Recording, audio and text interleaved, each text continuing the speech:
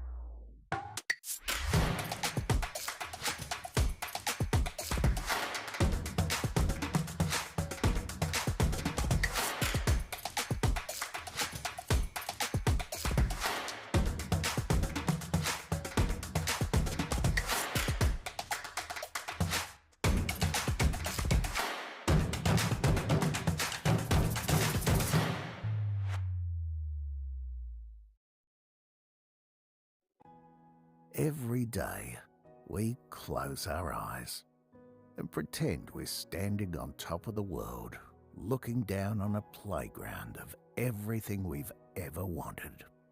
Then we open our eyes and realize it's where we live and where you'll want to be. This is Rockhampton. So, where do we start? It depends on who you ask.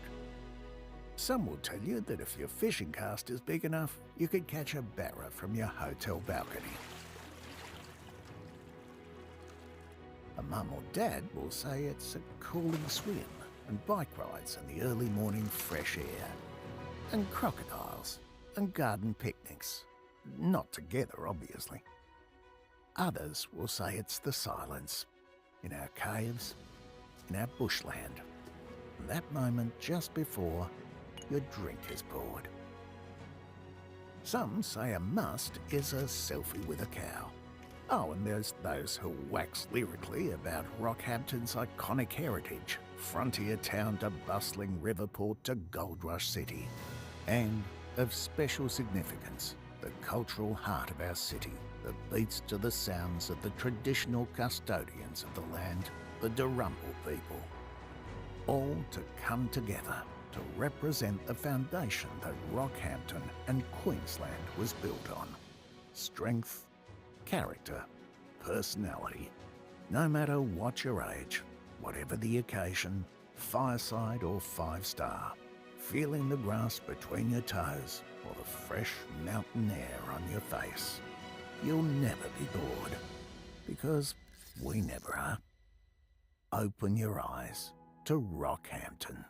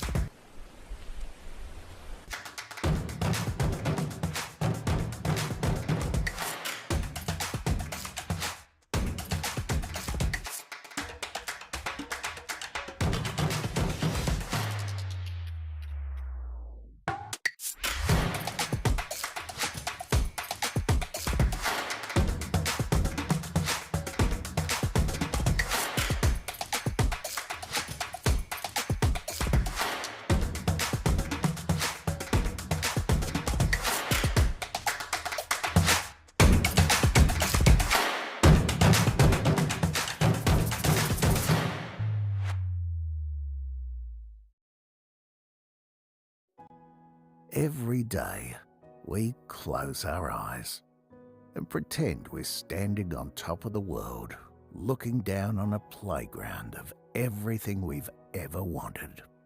Then we open our eyes and realise it's where we live and where you'll want to be.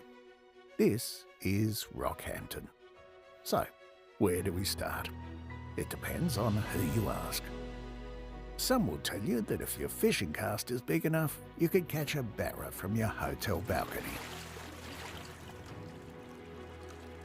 A mum or dad will say it's a cooling swim and bike rides in the early morning fresh air, and crocodiles and garden picnics. Not together, obviously. Others will say it's the silence, in our caves, in our bushland, that moment just before your drink is poured. Some say a must is a selfie with a cow. Oh, and there's those who wax lyrically about Rockhampton's iconic heritage, frontier town to bustling river port to gold rush city. And of special significance, the cultural heart of our city that beats to the sounds of the traditional custodians of the land, the Darumbal people. All to come together to represent the foundation that Rockhampton and Queensland was built on. Strength, character, personality. No matter what your age, whatever the occasion, fireside or 5-star, feeling the grass between your toes or the fresh mountain air on your face. You'll never be bored, because we never are. Open your eyes to Rockhampton.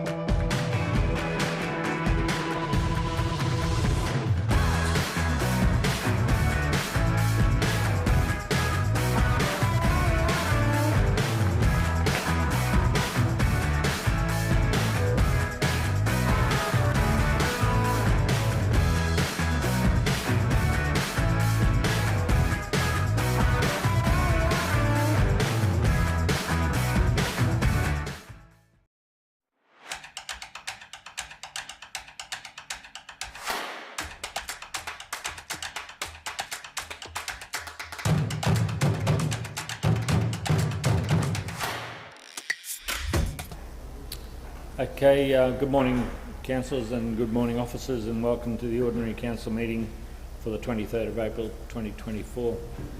Councillors, I'd like to begin with acknowledgement to country and acknowledge the traditional custodians on the land in which we meet today, the Darumbal people, and pay my respects to elders past, present and emerging. Also acknowledging the Torres Strait Islander people, also acknowledging our local government people, the Barada, Cabelbarra and Yeddamarala people, and also acknowledge the Torres Strait Islander peoples whose lands are in the Torres Straits but they live and work on Aboriginal land. Councillors, we have a full complement of councillors. Confirmation of the previous minutes from the Ordinary Council meeting on the 9th of April be confirmed. Could I have a mover and a seconder for that? Moved Deputy Mayor Councillor Wickerson, seconded Councillor Fisher. I'll put that. Those in favour? Those opposed? Motion's carried unanimously. And a recommendation that the minutes of the special council meeting on the 15th of April 24 be confirmed. Again, seek a mover and a seconder with regards to those minutes. Move Councillor Oram, seconded Councillor Fisher. I'll put that. Those in favour? Opposed? Motion's carried unanimously. Declarations of interest in matters on the agenda. Councillors, Councillor Latcham has informed the meeting, and Councillor Latcham, I'll hand over to you. And then we'll go on to Councillor Mathers. Thanks, Councillor Latcham. Thanks, Mr Mayor. I have a declarable conflict of interest in agenda item 11.16, Beef 2024 Rockhampton Showgrounds curfew additional dates due to hospitality received to date from attending the Beef Australia events. In accordance with previous decisions, I will elect to leave the room whilst this matter is being discussed and voted upon. Thank you, Councillor Latcham. Councillor Mathers. Thank you, Mr Mayor. I actually have three that I need to run through with you, if that's all right. So first one is in regards to 11.12. I have a declarable conflict of interest in agenda item 11.12, Rockhampton Regional Council Local Housing Plan. As an organisation mentioned in the report, Anglicare is a member of the Shelter Collective, of which I am a non-voting founding member. Although I have a declarable conflict of interest, I believe a reasonable person would perceive me to be impartial because although Anglicare is a registered community housing provider, CHP, within the Rockhampton region LGA noted in the report, the RRC Local Housing Action Plan is an overarching document to develop opportunities to increase housing supply in the region. Therefore, I wish to remain in the meeting and ask the eligible councillors to determine, pursuant to section 150 ES of the Local Government Act 2009, whether I, 1, may participate in the decision about the matter, including by voting on the matter, and or impose any restrictions, any conditions, or must leave the meeting, including any areas set aside for the public, and stay away while the eligible councillors discuss and vote on the matter. Thank you, Councillor Mathers. Councillors, open to questions on that, or if someone's happy to move a recommendation on that. Councillor Wickerson, question or? No, happy to move point 1, Mr Mayor. As a non-voting member, it's probably no different to being a patron or a member of any other club, so happy to move. And I'm happy to second that. I believe the overall interests are in the community's interest in that degree, and I believe that your impartiality in that space will provide throughout that discussion as well. So, thank you, Mr Mayor. And Councillor, I can vote. Councillors, any further questions or comment? If not, I'll put that motion. Those in favour? Those opposed? Motion's carried unanimously. Thank you. Thank you. No, he didn't vote on that. So is that that's a unanimous vote if he's not included voting for himself, Evan? Just motion's carried. The easy one. Thank you. And you have a further Yes, I do, Mr Mayor. So the next one is I have a declarable conflict of interest in agenda item 11.13, Social Housing Development Incentive Policy.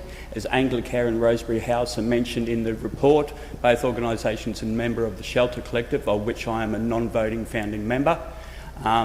I will deal with this conflict by leaving the room and staying away from the place where the meeting is being held when this matter is being discussed and voted on. Mr Mayor, I'd just like to say the same as the next one I'll be doing. My thoughts behind that are the other one is an overarching policy, whereas this has to do with remunerations and I just don't think it would pass the pub test. So, yeah. And the next one is I have a declarable conflict of interest with agenda item 16.1, request for infrastructure charges concessions. As the organisation mentioned in the report, is a member of the Shelter Collective Group, of which I am a non-voting founding member. I will deal with the conflict by leaving the room and staying away from the place where the meeting is being held when this matter is being discussed and voted on. Councillor Rutherford. Mr Mayor, given Councillor Mather's declarations there, I'm just wondering whether I need to put it to the table, whether I can vote or stay in the meeting. You CEO. Sorry. Yeah, I don't think so, because I think it's one removed.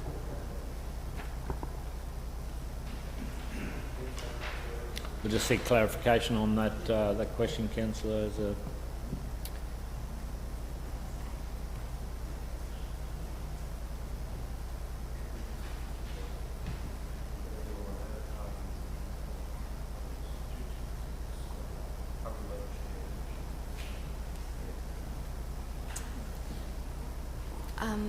Then, Linda, sorry about this. I think most of the wording will be the first. Yeah, correct one, yes, yes. So if you can roll back to the first one, this one here. Yeah. So it would be for items, yeah, left those items down there. So it'll be 11.13. 1, 2, One- and 1, 2 and 16.1. 16.1. Yeah.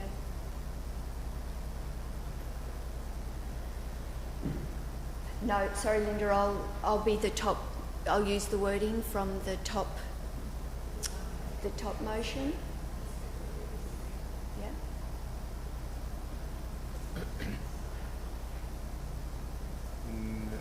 No, if you go to the first one, Linda.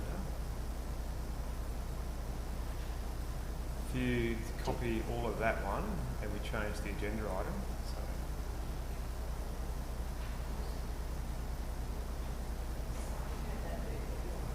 okay.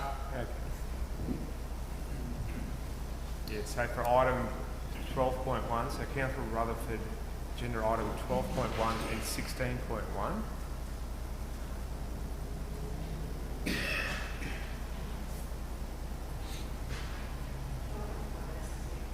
Yeah. Oh, sorry, 11.12, sorry, yes.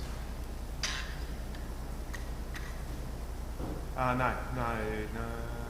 No, it's not that one. It's the two next. It's that 11.13 and 11.13, yeah, and sorry. 16.1.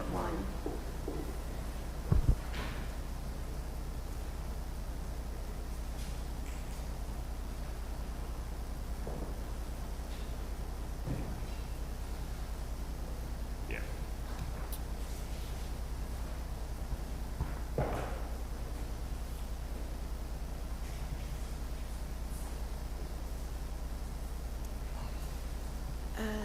So, Mayor and Councillors, I wish to state declarable conflict of interest in agenda items 11.13 and 16.1, as Councillor Mathers is my sibling. Although I have a declarable conflict of interest, I believe a reasonable person would perceive me to be impartial because I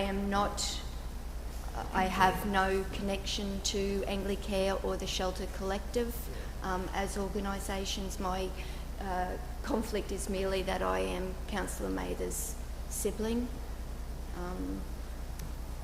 Therefore, I wish to remain in the meeting and ask the eligible councillors to determine, pursuant to Section 150 ES of the Local Government Act, whether I may participate in the decision about the matter, including by voting on the matter. Thanks, Councillor Rutherford. Councillor, any questions, or could I have a mover and a seconder with the recommendation? Happy to move. Is it, which one, Councillor? The first one, dot point. The first dot point. Seconded, Councillor Latcham. Move, Councillor Wickerson, and seconded, Councillor Latcham.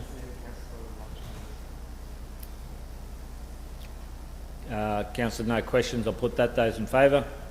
Those opposed? Motion's carried.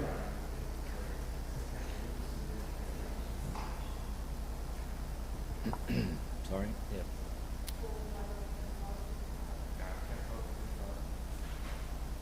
And Councillor Mathers didn't vote either.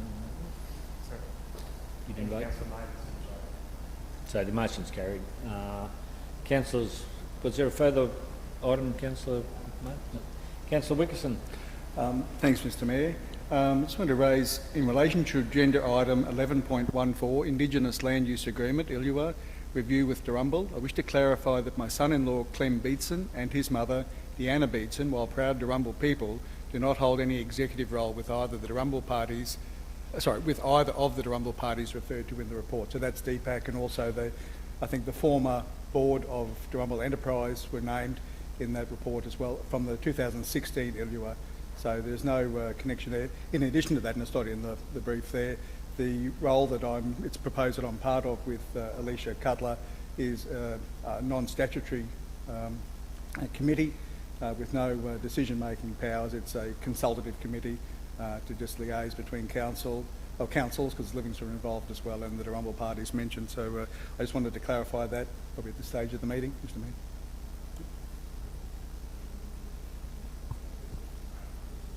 Okay, no worries. Thank you, Councillor Wickerson. Councillors, that brings us to the end of the notifications on those, but again, if we find that there is a conflict that arises throughout the course of the meeting, please inform the meeting and we can record that at that time. Okay, councillors, we move on to the committee reports. That's 9.1, the Audit and Business Improvement Committee meeting of the 11th of April 2024.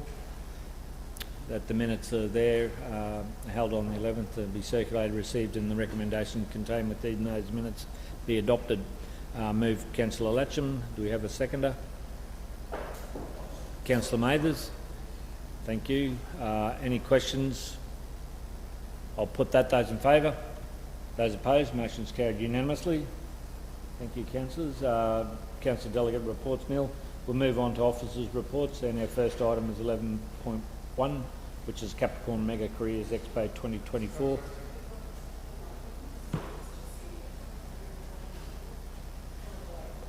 Oh, sorry. Item 10.1, Councillor's discretionary fund from the Deputy Mayor, Councillor Drew Wickerson, Salvation Army Red Shield appeal. That Councillor Wickerson wished to fund $1,000 from his CDF to the Red Shield appeal. Could I seek a mover and a second? I move Councillor Latcham, seconded Councillor Taylor. I'll put that. Those in favour? Those opposed? Motion's carried unanimously. Thank you, councillors. And now we move on to 11.1 and invite Wade to present his report on the Mega Careers Expo 2024. Good morning, Wade. Good morning, Mayor and councillors. Today I present the Capricorn Mega Careers Expo report with a recommendation to sponsor this employment and education focused event. The Capricorn Mega Careers Expo is an annual event which supports high school students and job seekers engaged directly with local businesses and education providers on potential career and study pathways. The Expo has been very successful previously in terms of participation and engagement, and it is expected that this year's event will have 1,000 students and 100 registered businesses that will attend. From an economic point of view, the event is a key element and a key platform as the amount of local jobs is accelerating quicker than population growth. Therefore, homegrown, locally trained students and job seekers engaged with prospective employers is an important initiative to assist the region's overall economic growth.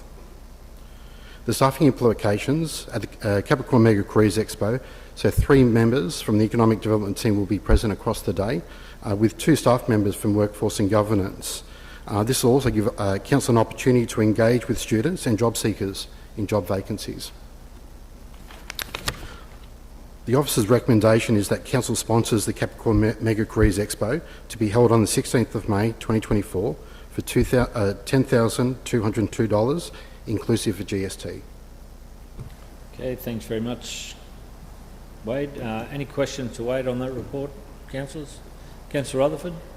Thanks, Mr. Mayor. Wade, I was just wondering, is anyone else giving a financial contribution to this? I know there was some in-kind, but actual financial contribution? Yeah, so the Rockhampton Manufacturing Hub is providing a financial contribution. I'll need to cross-check the exact amount on that one there, Councillor Rutherford. I don't need the amount, I just seen who else was contributing. It's a great event, no problem with that. I'm just, wonder, the likes of, this is where Cap Enterprise should be stepping in as well, I think, so it always worries me where we're the main stakeholder in these things and that there should be other people playing a part yes. in this as well. Councillors, I'd urge everyone to attend that expo. It is quite informative, and just to see what's on display and what's happening in the activity in the region, it's a great opportunity to get an understanding about what career opportunities are out there for our young citizens. So it's a great event. Councillors, I'm happy to move. Can I seek a seconder with regards to that recommendation? Councillor Mathers. I'll put that. Those in favour? Those opposed? Motion's carried unanimously. Thank you, Mayor and councillors. Thank you very much, Wade. 11.2, the Mount Morgan Fossiking Area Community Consultation. And invite Amanda to present us with that report. Good morning, Amanda. Good morning, Mayor and councillors. This report is seeking permission from Council to undertake community consultation on a potential general permission area known as a GPA for recreational and tourist fossicking at Dam Number 7, Mount Morgan. So in order to establish fossicking in the area, there is a series of steps need to be undertaken. The first one would be community consultation, and then if it's positively received, we would go on to establish a GPA. In order to establish a general permission area, our land management plan will need to be amended from the current one to include fossicking. So we're wanting to make sure we have community support before we start what can be a bit of an extensive process to establish this in the area. In general, the fossicking in Mount Morgan has huge potential for the region, economic. It's a township that has a deep, rich history in gold mining, and there are visitors travelling to the region who would like to experience this. So it can have economic benefits, increased stay for visitors in the region. So the flow on for this would be quite significant. The reason the Dam Number 7 site has been identified is because it was established in a GeoRes Globe site, which is a site for mineral identification, and it has got rich history in that site as well. We have worked with Parks to identify this site, who is supportive of us endorsing and proceeding with this. A general permission area and a permit that would be established would have certain restrictions around it to ensure we're talking that the site is returned, and we're talking hand fossicking, and it's returned to its original condition. So the impact to the site would be quite minimal, and it would be in selected areas of the site. The reason this has also been established is that it was the Advancing Mount Morgan strategy, which was adopted by Council in November 2019, identified that this is a potential opportunity for the site of Mount Morgan. If successful, we would provide a report back to Council on the results. The Office's recommendation is that Council undertake community consultation on potentially establishing a recreational and tourist fossicking area through a general permission, GPA, at Dam Number 7, Mount Morgan, Lot 201, RN 836502, and that a further report provided to Council outlining the outcomes of the community consultation and subsequent activity progress. Thanks very much, Amanda. Questions, councillors? Councillor Rutherford, Divisional Councillor for Mount Morgan. Thanks, Mr Mayor. It's great to see this report come to the table.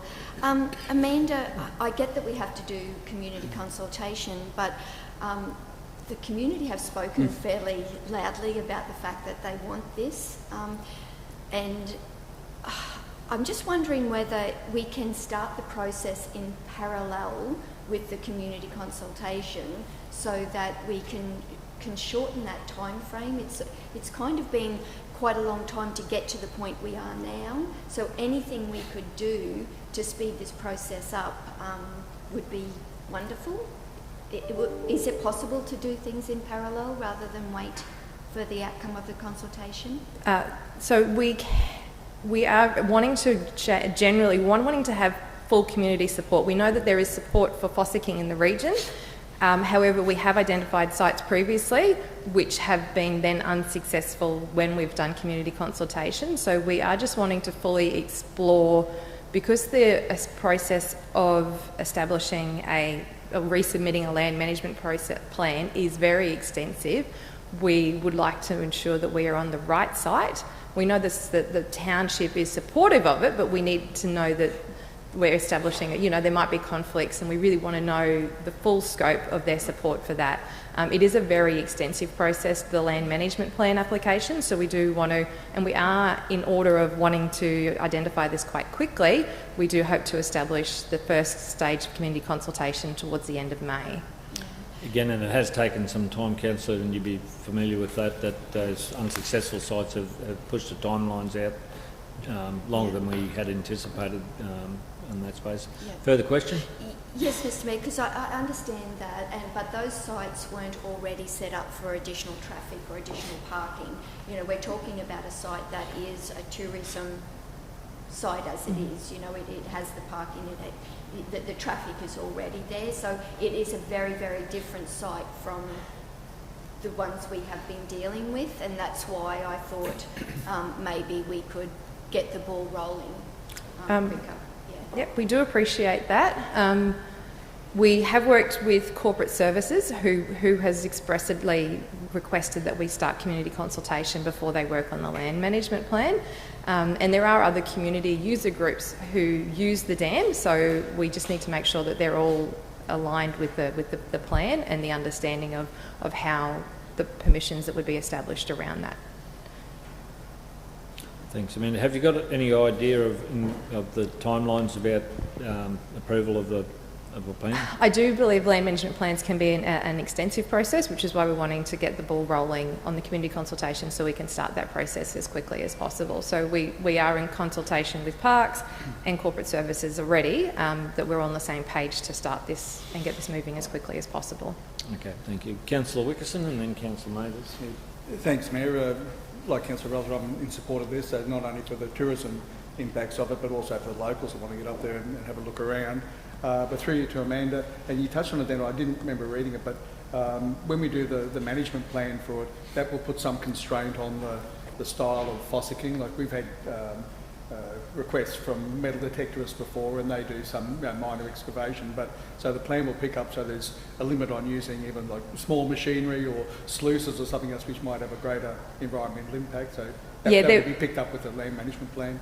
Yeah, there will be permissions associated with the permits, so restrictions, and one of those would be an example of returning the site exactly how it was. They can't dig beyond a certain site. So there will be detailed restrictions on that permit to ensure that the reserve is preserved as well in the process. So we get the experience, but we're also not detrimenting the site. Yeah, okay, thank you. Mm-hmm. Councillor Mathers. Thanks very much, Mr Mayor. Through you to Amanda. Morning, Amanda. Thank you for the report. Once again, very much in support of this. I know the community's been looking forward to something like this. The question I have is, I notice there's RP information and lot numbers, but there was no map there in regards to what area around the Number Dam that they'd be proposing to use. Can you give me a bit of an idea of whereabouts around? The land management plan would apply to the whole site. However, in the restrictions, we would then work to negotiate certain sites and smaller areas within the holistic. So the land management plan would need to be applied to the entire plot of land. However, when we establish those general permission and the smaller sites, it would be identifying, and that's a part of the community consultation. It might be saying that they're open to this part of the dam being used, however, they're not open to other areas of the dam. So that's why this community consultation is really important at this stage, because, we want to make sure we only allow certain sites to maximise usage. Yeah, Mr Mayor, if that's so that makes sense, because I was wondering.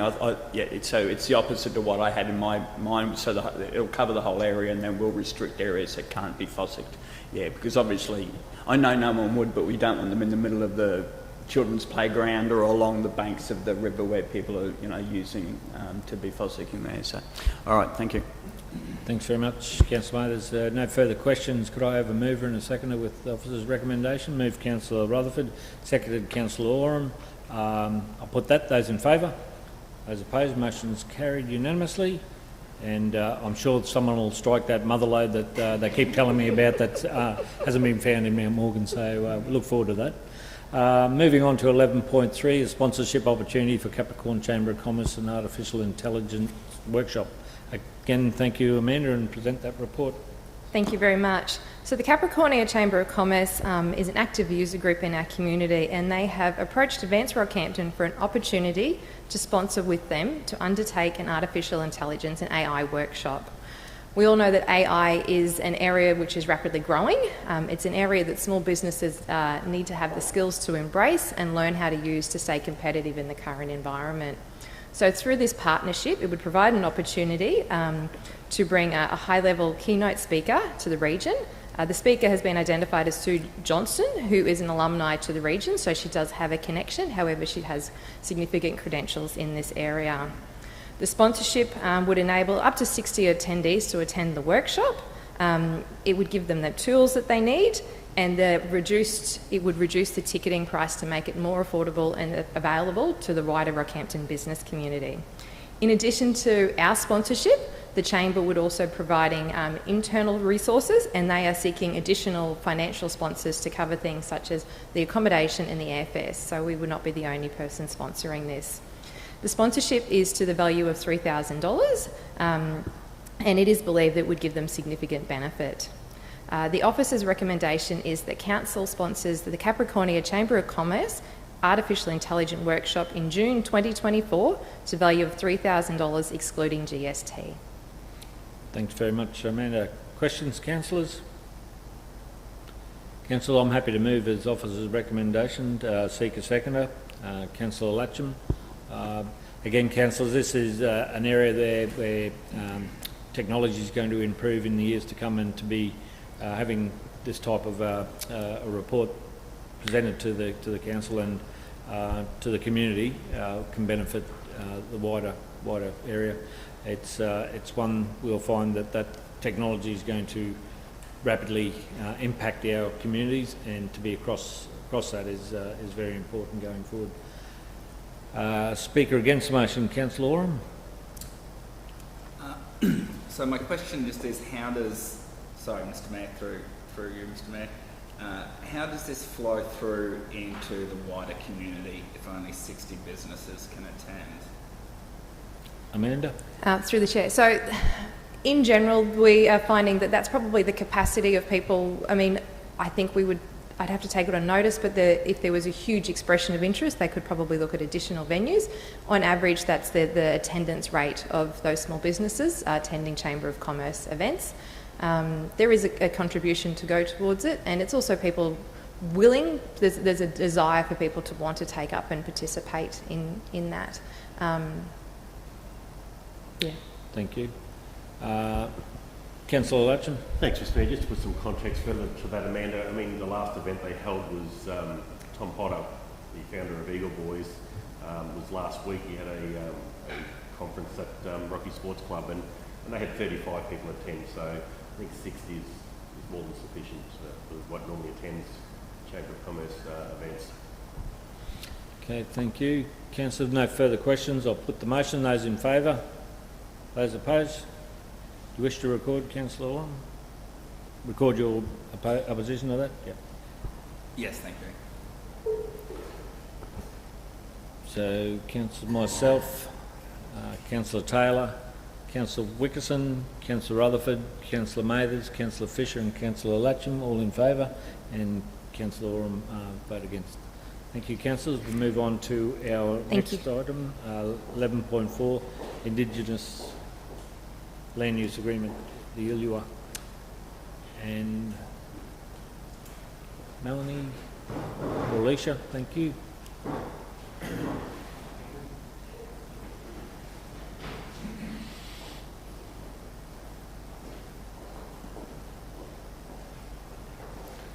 Good morning, Alicia. And, good morning, Mr Mayor and councillors. So in regard to the Indigenous Land Use Agreement, the actual agreement says that we will have a consultative committee. That agreement also, particularly for the new councillors, so it was a joint agreement that happened with Rockhampton and Livingston and Darumbal. So we are trying to get our side of the fence sorted. So this agreement's been in place for a considerable amount of time, but there has been no formal consultative committee.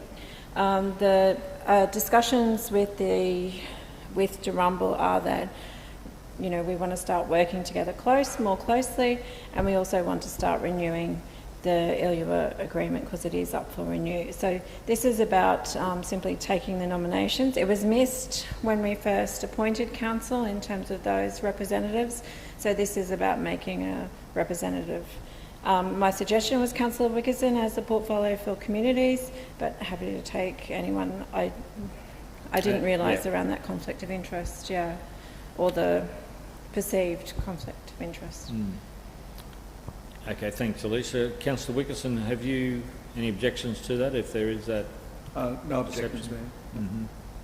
Councillor's question, Councillor Latcham. Thanks, Mr Mayor. Just a question to Alicia. Just obviously this was before my time on council, but just looking in the ILUA, I notice there's a lot of spaces where signatures haven't been put. Is this a made document, or is it still missing signatures? I'll just check that, Councillor Latcham, and come back to you whether it was not the right one that got attached, but there certainly is one that's fully signed and authorised. Right. Thank you. My apologies. Some time ago, Councillor, I believe. Councillor Mathers. Thanks very much, Mr Mayor. Through you to Alicia. Alicia, thanks very much for this. I'm really pleased to see that we're moving forward with this. I know it's been something we've been working on for a while, and we've been looking for till we had some people available to work with it. One question I do have, Alicia, is in regards to the budget implications. So it's mentioning that there may be some budget implications in regards to clause 43, which I think had to do with dual naming, some roadside signage, that type of thing. So that's par for the course with that type of, if we're standing by the UUR. One question I do have is in regards to the committee. There'll be committee members from Rockhampton Regional Council, committee members from Livingston, and committee members from Dirrumbul. My question is in regards to the budget implications. Will the Dirrumbul representatives be getting paid to attend the committee meetings? I haven't broached that topic directly with Dirrumbul. So far, the quarterly meetings that we've had and everything like that, that has all been at Grace without cost. I can't answer that one. I can happily take it on notice and confirm back to you whether it would be. I know in the upcoming budget I have factored in costs around the new ILUA being formed, but they, in my mind, were primarily for the legal aspects of the agreement, not for payment to Dirrumbul. But that's sort of, when we sit down formally, they're sorts of the things that we can actually directly ask, but we're yet to sit down formally in that committee. Okay, thanks. Mr Mayor, just the only reason why I asked that is, Alicia, obviously it's really good, the more communications we have, the quicker we can get to this, and we can, work through the UUR and update it and that type of thing. But it's just obviously with all representatives, you would hope that everyone was going to be there for the right reasons, making sure that everyone's working towards the common goal, that's all. Yeah. Thank you. Thanks, Councillor Mathers. Councillor Rutherford. Mr Mayor, my question is probably more around the previous decision back in 2016, and it's B, the item B, and I think some of the thing that I've picked up in more recent times is that a lot of our community don't know what an ILUA is, and they don't know that we have an ILUA with the Dirrumbul people. So, we very much need to be able to take everyone on this journey with us, and if decisions are being made that don't actually come to the council table, if we don't know what is being changed for the whole community, then it's hard for us to take the community on the journey with us. And I think I'm concerned about that paragraph B. I think there is stuff that does need to come back to the council table. If I can Alicia? speak to that one, Mr Mayor. So that one particularly related to the last time the ILUA was approved. So that piece of work is sort of done and dusted, and Evan, you may specifically remember changes. I certainly wasn't in touch with it then. Moving forward, this committee will have full reporting back to council, so I don't intend that there's any decisions made separate to this council table. We can certainly lead in a certain direction, or certainly openly discuss, but everything should come back here. Yeah, so I do recall that one, so there's only minor wording changes. The intention never had been changed, it was just around grammar and ands and us. That was just added into the agreement. So yeah, if there was a major change, I would have brought it back to the table. If it changed from what was endorsed on the table. So. All right. I just think, Mr Mayor, we need to take the whole community on this journey with us for sure. Yeah. Okay. Councillors, if there's no further questions, could I have a mover and a second with regards to the officer's recommendation? Councillor Oram, seconded Councillor Mathers. I'll put that. Those in favour? Opposed? Motion's carried unanimously. Thank you. Thank you, Alicia. 11.5, the Walter Reed Cultural Centre lease renewals. And invite John to the lectern.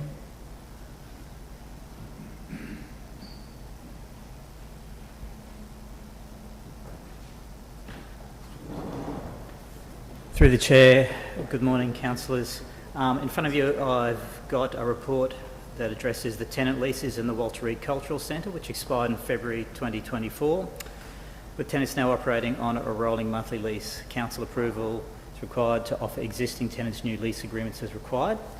The recommendation I've got before you here is that pursuant to section 2361B2 and C3 of the Local Government Regulation 2012, Queensland Council approve the renewal of the freehold leases and licences identified in the report, and the Council authorises the Chief Executive Officer through to my role, the Manager of Communities and Culture, to negotiate the terms and conditions of these agreements with the organisations listed in the report in preparation for execution by the Delegated Officer. These agreements intend to be for a period of 3 years with the requirements for usage and activation reporting. You've got the report before you, just some commentary in there. We will be holding off on the renewal of one particular lease to Derek Lamb, Officina Athelstane Letterpress, who's currently leasing Space B, for consideration as to whether this form of subsidised rent should be continued, as the usage appears to be more around a private individual. While it is certainly very worthwhile from an artistic perspective, we probably just need some time to consider that with the leaseholder as to the appropriateness and the correct mix. Also in the report there for the new councillors, we've got some quite extensive history on the Walter Reed Cultural Centre there, and I'll just give that to the table to consider. Thank you. And good morning, John. I didn't manage to welcome you to the podium.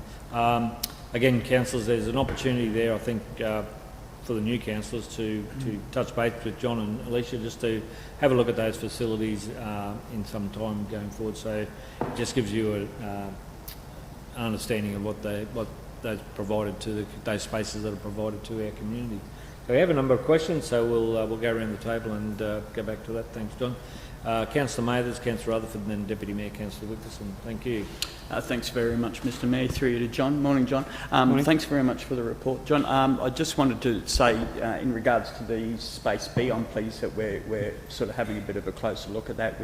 We have made decisions previously with other organisations in regards to, you know, wondering whether it's the right thing to do to support private individuals with subsidised rent. So I'm pleased to see you looking at that. My question I do have is that the only space, or is there some other spaces that we need to look at in regards? No, that would be the only space. The rest of the spaces could certainly be considered groups. Now, some of the groups are of larger sizes, as you would imagine, because they've been in the centre for quite a long period. That's why we're also looking to now include some usage figures, and so that when we get to maybe the end of this 3-year period, as we might be considering some other things, if council felt that they wanted to have a look at that, we would have the flexibility to do it. Yeah. Mr Mayor, thanks, John. So those larger groups, they're still associated groups. They're not individuals. No, they're all associated groups. All the groups there, all of the leaseholders there are incorporated. Yes. Okay. But the degree to whether they're associations or not is the thing that we probably need to pay a bit of attention to for equity's sake. All right. Thank you, John. Thanks, Councillor Mathers. Councillor Rutherford. Thanks, Mr Mayor. John, I'm happy to support the recommendation, but I do just have a question about the information you have. Last time we renewed for 2 years, hoping to get information on numbers and usage and things like that. By reading this, it appears we don't have any of that. We've got some, probably not the level that we would like, as we're sort of asking them to move into this sort of new reporting. Yeah. Because the other option is a month by month to get that information. I keep thinking, well, if we haven't got it in 2 years, how does a month by month help us with that? So we're looking to just give them a 3-year period rather than a month by month, which is what they're on at the moment. I know, but you must have put up month by month as an option for a No, reason. we didn't put up month by month. It's just because it expired in February 24, so they've been on month by month, which is only a couple of months. Through the chair, I might be able to help. So when we have the leases, they default on the current conditions to month by month. So if we want to change the conditions, that you could still do that as a lease change to a month by month, but that hasn't happened. So it's the same lease conditions from previous that have resorted to the month by month. I think I understand that, but Councillor Rutherford's question is, why is it an option to go month by month? Is it just another Is there a reason behind I that? think it's in legislation because all leases, when they expire, if they haven't been renewed, they resort, like residential leases as well. Like So it's required in the resolution to have that there then, as an option? Well, it's not, Mr Mayor, sorry, it actually says in considering the appropriate course of action, council have the following general options. One is for a 3-year term, the other is to continue on a month-by-month tenancy, allowing council to review usage and seek expressions of interest from the current and alternative cultural and recreational users within the community. So that's the two options we've been given in this report. And whenever I bring a report, I always give a recommendation.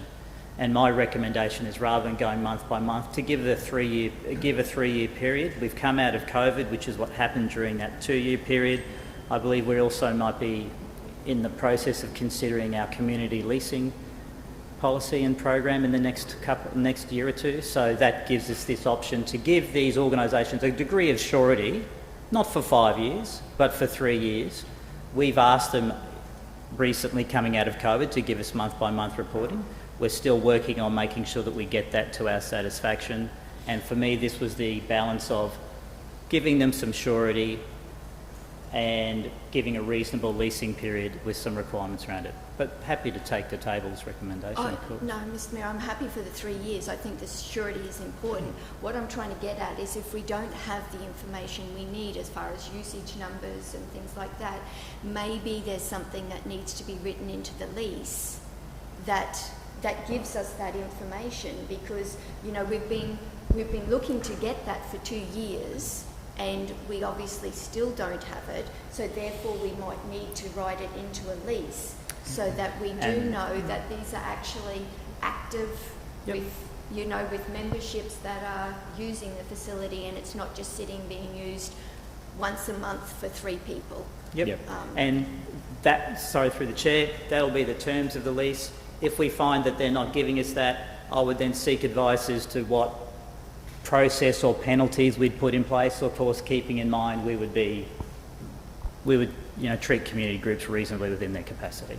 Yeah, and I'm certainly not suggesting penalties, but it may be that if someone has such a low usage of that space, they could have a shared usage of that space. Okay, maybe then what through the chair, you might be saying is, I'll speak to our leasing department whether we could put in a clause saying if within 2 years it doesn't meet an acceptable threshold, the lease might be reconsidered.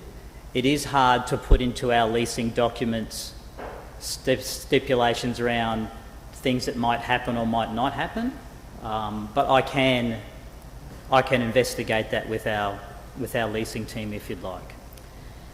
So if I can just add through the chair, and it's good pick up, Councillor Rutherford, because that's what we're now doing with a lot of our renewals for the sporting facilities. We're gathering that data or making it a requirement of the lease. So we'll just make sure that this one comes in the new lease document, that they submit that to us, and then we'll be in a position to have information. Yeah, and that, through the chair, the intention is to start aligning all of, both artistic and sporting leases in that similar direction for getting value for the community. Okay, good point. Thanks very much, John. Councillor Wickerson. Thanks, Mr Mayor. Through you, and very much along the same line of questioning as Councillor Rutherford, the terms and conditions that will pick up on maybe some measure that we can put in place about, how many active members do you have, how many times a month does your group get together? Because while I support the individual being reviewed, because that's not what the place is set up for, we want to have it as a community arts centre. If there was a club there that might have had 30 members, but they rarely get together and really do anything, well, that needs to be looked at too. So I absolutely agree with that line of questioning. But the other part of that is, do we have any community groups that aren't tenants there but have a desire to be? Like, is there a demand that outweighs the supply of space there?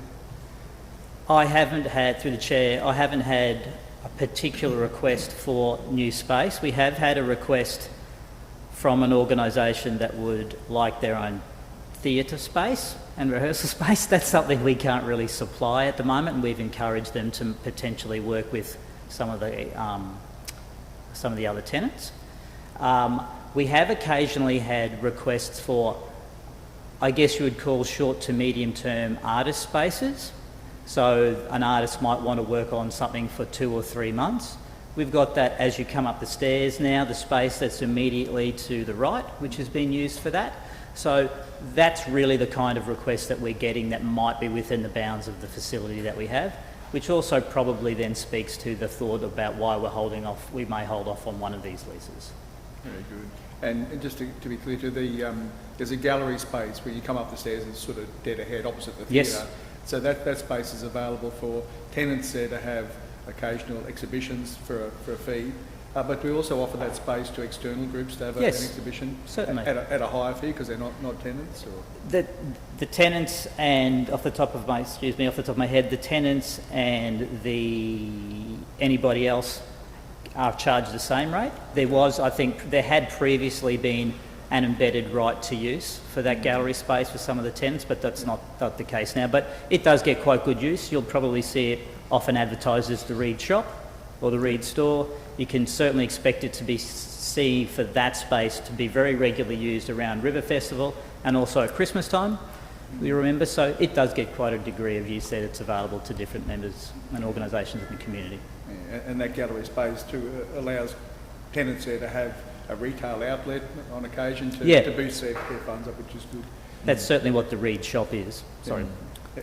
So I just want to finish off, and Evan and I have spoken about this probably some time ago. There's a secret space right down in the basement that I think would make a great cavern if ever the remaining Beatles get back together, but I think there's some constraints about that space with a whole range of things, but it's a great space. Okay, thanks, Councillor Wickerson. Councillor Oram, then Councillor Taylor. Councillor Oram. Yes, through the chair, might it be prudent to continue the monthly lease for 3 to 6 months, ask for the information that we're looking for on usage and bits and pieces before we then look at extending their leases out to 3 years so that they fit the criteria that we're looking for? Certainly. Chair, Taylor, consider. Councillor Taylor. That was through the chair, that was exactly my question. Can we hold off for say, the 3 months for them to submit, and do they already submit an application outlining, what they intend to do with the space? Is there, how is the process of who we get in that space? And also, it was exactly the same. If they can have 3 months to get together, a little bit of an outline of what each incorporated group does, and then come back to us, and then we can go from there. Through the chair, from what I've seen historically, there's not been much appetite to throw open all of the spaces for the community to tender or bid. We have some tenants there who've been there for quite a substantial period of time. However, if the table would like us to maybe pick a period of month to month, and then we can really work on getting those usage figures in and present them in a way that would make sense for the different organisations, we could do that. So, sorry if I could through the chair. No doubt it's going to take some time to renegotiate the new leases, as yes. they're not an overnight thing. They don't happen within a month. So there would be, no doubt, over the next 3 months, there would be a possibility to get that data as well. So if it's possible. So. Through the chair, just thinking, if the intention was just to consider all of these current tenants and that their usage figures are something that the table's comfortable with, if that was the intention, I'd probably recommend maybe extending a little bit longer than 3 months, considering the way council processes work. If that's what you'd like to do, I'd do that for 6 months. If there was generally a broader feeling that you wanted to open all of the leases up, I would probably put a slightly longer period around that for us to consider. I would say probably 12 months at least. If we were to consider doing a whole review of every tenant in Walter Reed, that would be a very involved and intense process. But that doesn't mean that it shouldn't occur. Again, if that's the appetite of the table. And probably just a consideration there, is there a demand there, if we go through this process, is there a demand for other organisations to be moving into those spaces? Yeah.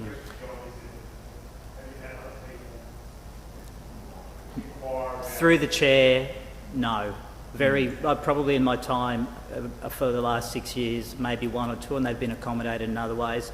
In fact, other than maybe considering whether there's the level of use for particular individual tenants, more of the challenge is making sure that these organisations do continue to deliver the service. Probably the most significant change that's happened in the Walter Reed tenancies was that the Rockhampton Chamber Orchestra folded, and then the process that occurred there was they then merged, they had already informally merged with the Rockhampton Youth Orchestra, and the Chamber Orchestra had a very small space, which it turned out they were just both sharing, and what happened was that organisation joined. We already have another space where there's 3 different associations sharing the space.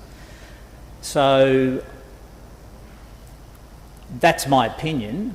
If we were to throw them all open and make descriptions about what they would be for, though, I think that would be an interesting process and would require some work. Councillor Taylor? Yeah, through the chair, just for them not asking council to, or council officers or whatever to perform the reports, is for them just to, those incorporated groups, just to give us a little bit of an idea of how many members they've got, how many it's attended. Okay. So it's more of just a brief outline of their usage. Certainly. If we were to make them available, as a question was happened before, any time that we were to make those spaces available in a competitive way, that requires a degree of evaluation between the different groups.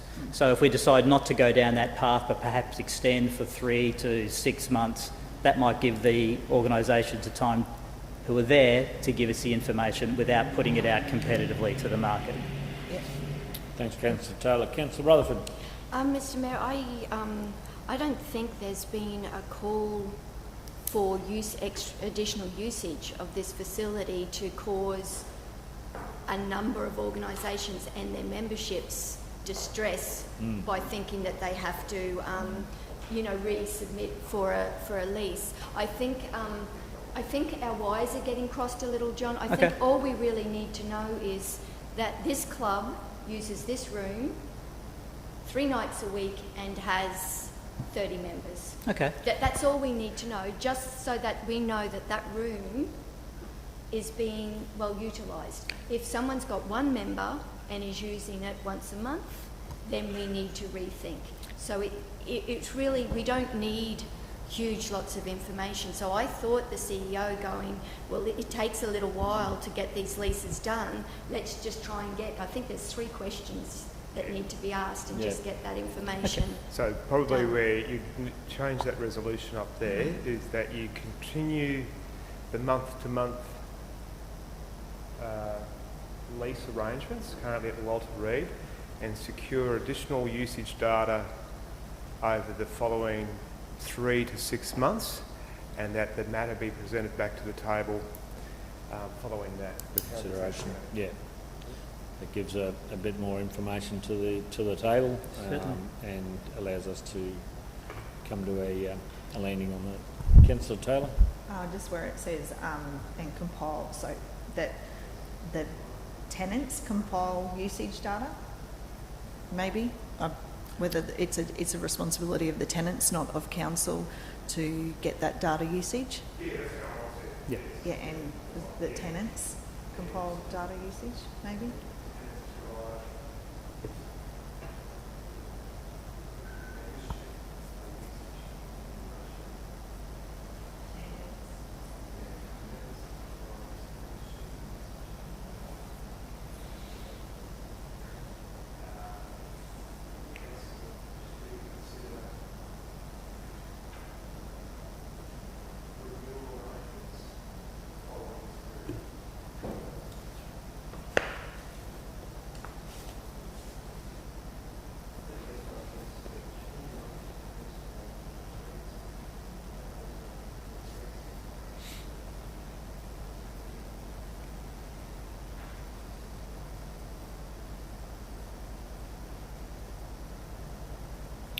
Councillor Rutherford?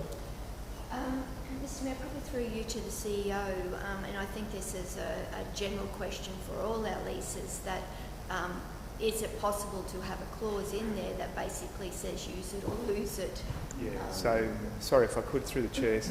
I think from what Alicia said there now, from our other type of leases we have with community groups, we are reintroducing that clause into those lease arrangements. Previously they were there, in about 2014, I think there was a gentle, slowly removing of that clause, as that was a council request to put less onus on those community groups. Yeah. We had sort of gone through this phase after COVID where a lot of community groups had waned through the restrictions that occurred during that time. So I think it's only prudent that we have another information gathering phase again at this point as we're into the start of the new term. Portfolio spokesperson, Councillor Wickerson. Thanks, Ben. I support that because there's always a chance that you might lock in a 3-year term, and then after that point, when they're locked in, without having a clause in the lease agreement, their membership might drop off for a period. As happened, clubs wane and fold sometimes, but you don't want to drop the hammer straight away. So the clause might need to say that after a measurable amount of time that they have to show cause why we shouldn't. So it doesn't make it too tough on them because clubs do grow and recede, but we also want to see all of our facilities effectively used, so it's got to work both ways. So I'm sure the officers will sort that. Yeah. Okay, councillors, if there's no further questions, sorry. Yeah, can I just add to that? And I'm recalling back to our Rockhampton soccer days where any finishing up of a lease, like it's difficult, and I think John referred to it, we can't put a contingency in the lease, and this is from the legal advisors, that you have to put conditions in, and then if you're finishing the lease based on not meeting those conditions, then there's the full legal process that you go through to do that. Just based on that Rockhampton Soccer, they weren't using the field, and then you have to go through a breach process and different pieces. So it's a long and drawn out affair to finish that. It's not as simple as it sounds. Okay, thanks very much. Councillors, could I have a mover and a seconder with regards to that recommendation? Move Deputy Mayor Councillor Wickerson, seconded Councillor Oram. Put that. Those in favour? Those opposed? Motion's carried. And John, just on that though, offer for an inspection or a tour of the Walter Reed and Pilbeam. Certainly happy to do that with any of the communities and culture facilities and services when new councillors have time, or older councillors want to as well. Open that up to for inspection. Before you go, Councillor, John, I might move that we move item 11.16. 11.16, the Rockhampton Showgrounds curfew for Beef 2024. Move that forward in the agenda while John's here, and then we can deal with that. And Councillor Latcham has a conflict in that, so we'll ask Councillor Latcham to take leave of the meeting before we put this one. Can I have a seconder that item be brought forward? Councillor Fisher. I'll put that. Those in favour? Those opposed? Motion's carried. Thank you, John. Yep, okay. Okay, through the chair, thank you for moving that forward. So councillors, before you here we have a report about Beef Australia requesting council to amend their existing curfew of Rockhampton Showgrounds to include the operation of their lawn bar. The recommendation is that council approve the alteration of the Rockhampton Showgrounds event program curfew of 10:30 p.m. to 11 p.m. to include the operation of the lawn bar situated on the Cremorne lawn from May the 6th up to including Friday, May the 10th. For the newer councillors and for everybody also, just to remind you that Beef had previously requested an alteration of the standard 10:30 event programming curfew, as you can see below, to 11 p.m. on Sunday the 15th for the Long Paddock on Exhibition Road, Friday the 10th, 11 p.m. the Robert Shorten Pavilion, and for their main gala ball, Saturday the 11th to midnight in the Robert Shorten Outdoor Pavilion. Since the approval came through in the submission of the temporary liquor licences, which have just come through to council that require council's consent, for Beef Australia, the request for this inclusion of the Lawn Bar is from Monday the 6th of May to Friday the 10th of May, finishing at 11 p.m. It's noted that amplified music is programmed to finish at 10 and will not exceed 10:30 p.m. stage close. Alcohol service will continue to 11 p.m. with the licensee permitted a further 30 minutes to clear the site. The terms of council's consent to a liquor licence will define the service times and the locations outside the standard 10:30 p.m. curfew. As the operator of an event with outdoor entertainment elements and liquor licensing requirements, the mitigation of noise impacts is the responsibility of the event operator, informed by their noise management plan or their just standard operating process. So I'll leave that to the table to consider. Thank you very much, John. Councillors, questions to John? Councillor Rutherford. Thanks, Mr Mayor. John, just the emptying out of the showgrounds at the end of these events. So do Beef do some sort of management plan for that? Yep, they do have a management plan. They do have they have a park and ride facility, and their responsibility is to make sure that people leave the site in an amenable manner. And I know that that's the concern and often why we bring this to the table. Yeah. As far as stipulations about requiring them to have buses available, we haven't necessarily defined that, but it's up to the table to consider. No, just that they're, maybe it empties out at that... Yeah, what I can say to that is we have, through customer service, done an inquiry into Beef 21 regarding complaints about beef, and for information I've been given, we did not have one complaint about beef from a noise perspective.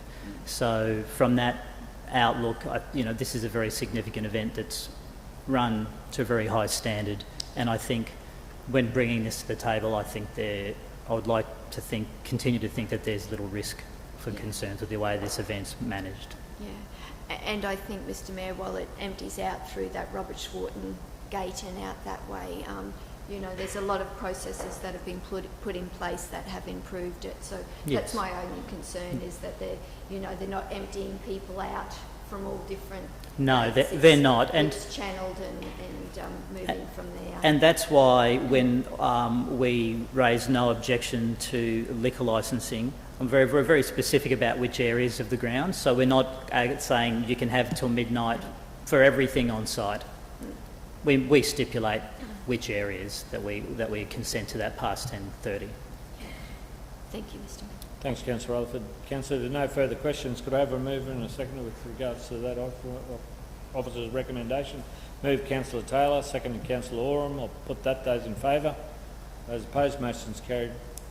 Can we invite Councillor Latcham back in, and we'll go back to our agenda item of 11.6. Thank you, John.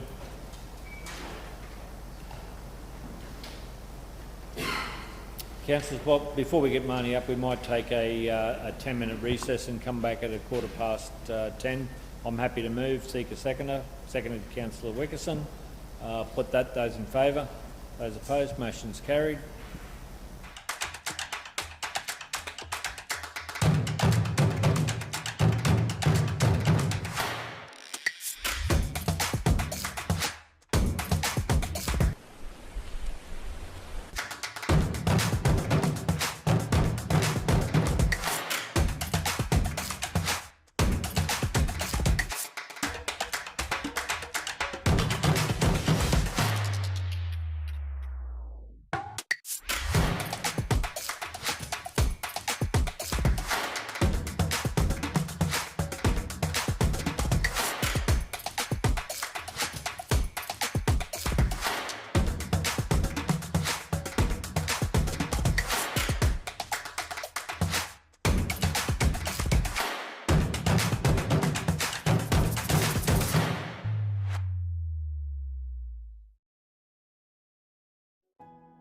Every day, we close our eyes and pretend we're standing on top of the world, looking down on a playground of everything we've ever wanted. Then we open our eyes and realise it's where we live and where you'll want to be. This is Rockhampton. So, where do we start? It depends on who you ask. Some will tell you that if your fishing cast is big enough, you can catch a barra from your hotel balcony. Mum or Dad will say it's a cooling swim and bike rides in the early morning fresh air, and crocodiles and garden picnics. Not together, obviously. Others will say it's the silence in our caves, in our bushland, and that moment just before your drink is poured. Some say a must is a selfie with a cow.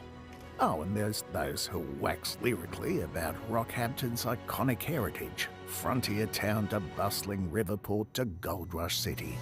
And of special significance, the cultural heart of our city that beats to the sounds of the traditional custodians of the land, the Durumble people. All to come together to represent the foundation that Rockhampton and Queensland was built on. Strength, character, personality. No matter what your age, whatever the occasion, fireside or 5-star, feeling the grass between your toes or the fresh mountain air on your face, you'll never be bored, because we never are. Open your eyes to Rockhampton.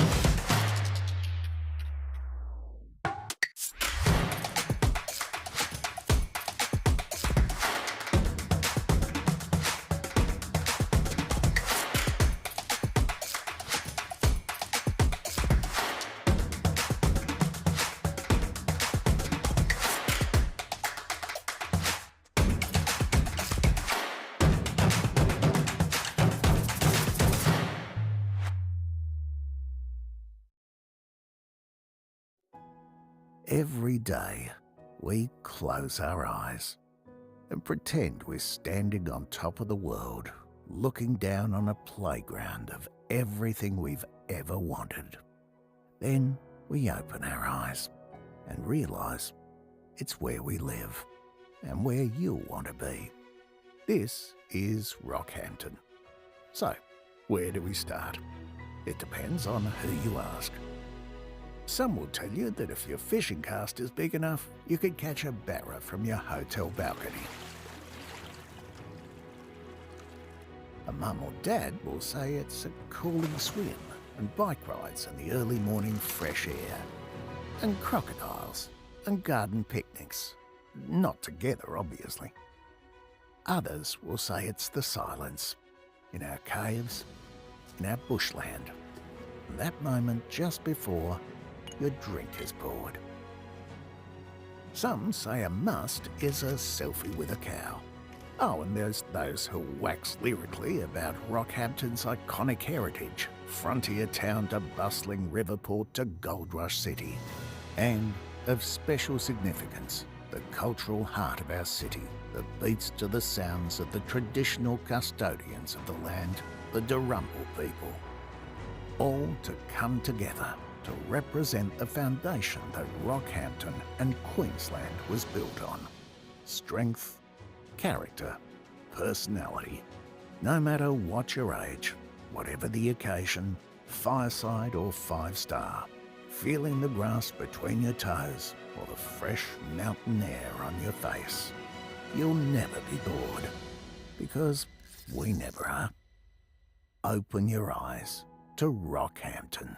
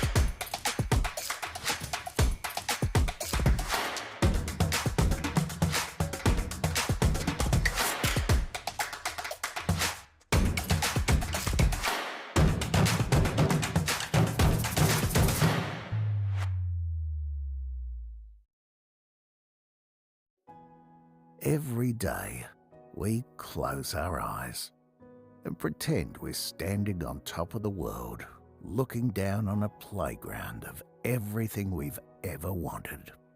Then we open our eyes and realise it's where we live and where you'll want to be. This is Rockhampton. So, where do we start? It depends on who you ask. Some will tell you that if your fishing cast is big enough, you could catch a barra from your hotel balcony. A mum or dad will say it's a cooling swim and bike rides in the early morning fresh air, and crocodiles and garden picnics. Not together, obviously. Others will say it's the silence, in our caves, in our bushland, that moment just before your drink is poured. Some say a must is a selfie with a cow. Oh, and there's those who wax lyrically about Rockhampton's iconic heritage, frontier town to bustling river port to gold rush city. And of special significance, the cultural heart of our city that beats to the sounds of the traditional custodians of the land, the Darumbal people. All to come together to represent the foundation that Rockhampton and Queensland was built on. Strength, character, personality. No matter what your age, whatever the occasion, fireside or 5-star, feeling the grass between your toes or the fresh mountain air on your face. You'll never be bored, because we never are. Open your eyes to... Councillor, I'm happy to move that the meeting be resumed. Seek a seconder. Councillor Fisher. I'll put that. Those in favour. Those opposed. Motion's carried. Councillor Fisher. There was 14 hands that went up. Okay, thanks, Councillor. We move on to our next agenda item, which is 11.6, the Summary Budget Management Report for the period ending the 31st of March. And welcome, Marnie, and good morning, Marnie, to present your report. Good morning, Mr Mayor and Councillors. So today, just presenting the Summary Budget Management Report for the period to the end of March 2024, so 3/4 of the way through the financial year. 75% of budget results should be. So the operating revenue is currently sitting at around 92% of the operating budget, so performing well, particularly in relation to our net rates and utility charges, which are at 96% of the budget. Council's rates and utility charges were levied and for that final 6 months to the 30th of June and closed on the 6th of March. So currently we're in recovery phase for outstanding rates and charges to anyone who hasn't paid by the due date. I'm working through that currently in the rates team. Private and recoverable works are at 84% of the budget, due mainly to the timing of works performed and invoiced. Grants and subsidies are behind budget at 65%, and that's again a timing issue in relation to when we'll receive the financial assistance grants, which is usually in May, and then a possible prepayment in June, and also the grant associated with the water carting to Mount Morgan. Other income is ahead of budget, such as the car at 82%, contributing to by the car rental concession income from the airport as well. In terms of our operating expenditure, we're sitting at 72% of the budget. So again, within budget in terms of our operating expenditure. Contractors and consultants are at 61%, operational expenses are at 69%, and administrative expenses are at 55%. So again, some timing contributes to why those percentages are lower in certain areas, and we usually by the end of the year see that that generally corrects itself, and we'll see close to 100% of budget at that time. In terms of our capital income, we're sitting at 55% of the revised budget, mainly due to grants and subsidies. There was a question at the last meeting in relation to the developer contribution amount, and yes, we did a bit of digging in that space. We have seen that there are some developments that are still coming online, but I think the other part of that we need to be aware of is that developers don't only just provide cash to council, it's works as well. So when we do capitalisation of those works that are contributed works through those developments, we recognise that as contributed income. So we see that as well towards the end of the year. But yes, we are aware that it is still quite low in terms of our performance in that area. Well, we don't have much control effectively. So. And our capital expenditure is sitting at 58% of the revised budget. We saw about 12.6 million spent during the March quarter, so we are seeing that continued capital expenditure is high through the months, and expect that over April, May, June, and then into July as well, when we do some accrual processing, because generally speaking our monthly invoices from June come in during July, and we're processing them and accruing them into this financial year. So we will see a continued uplift, I believe, in spend for the capital budget. But again, we're looking at that just in certain areas as to where people feel that they'll perform and finish the year, and asking the questions as to whether they need to make some changes to their current year's capital program and moving them out into later years. So we're working through that with the budget owners at this stage. Total investments are sitting at 109.5 million and our loans are 121.3 as at the end of the month. Happy to take any questions. Councillors, any questions through to Marnie? Councillor Mather's question. Thanks very much, Mr Mayor. Through you to Marnie. Marnie, thanks very much for the report. Just wanted to start, say, by raising about the developers' contribution. Totally understand that that's outside of our control, but just wanted to flag it because obviously it was something that jumped off the page. Yeah, it's worth the question. Yeah. So that's I certainly wasn't pointing fingers or something like that. Well, the question I do have, and I know this is probably going to be crystal ball for you as well, but at least good to see that there's been a jump of for the capital program, $12.6 million spent. Are we foreseeing, and I understand, I know that we'll have very little chance of making that targeted budget, but are we expecting to see a similar similar spending over the next couple of months with that? Have you got an idea, or are you thinking that's a bit of a peak and now it's going to drop off? I think Councillor Mather, through the chair, that will continue at that high level, particularly based on some of those bigger projects that we're working through. And the progress that's occurring in that space. So yeah, I would think we'll be sitting around the 12 or 13 million. We hope so, because we've got to get to about 138.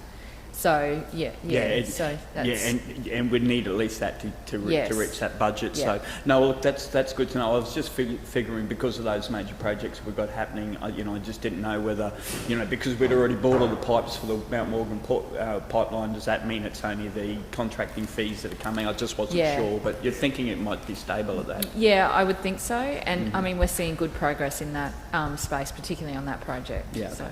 All right, excellent. Thank you. Okay, thanks, councillors. Any further questions to Marnie?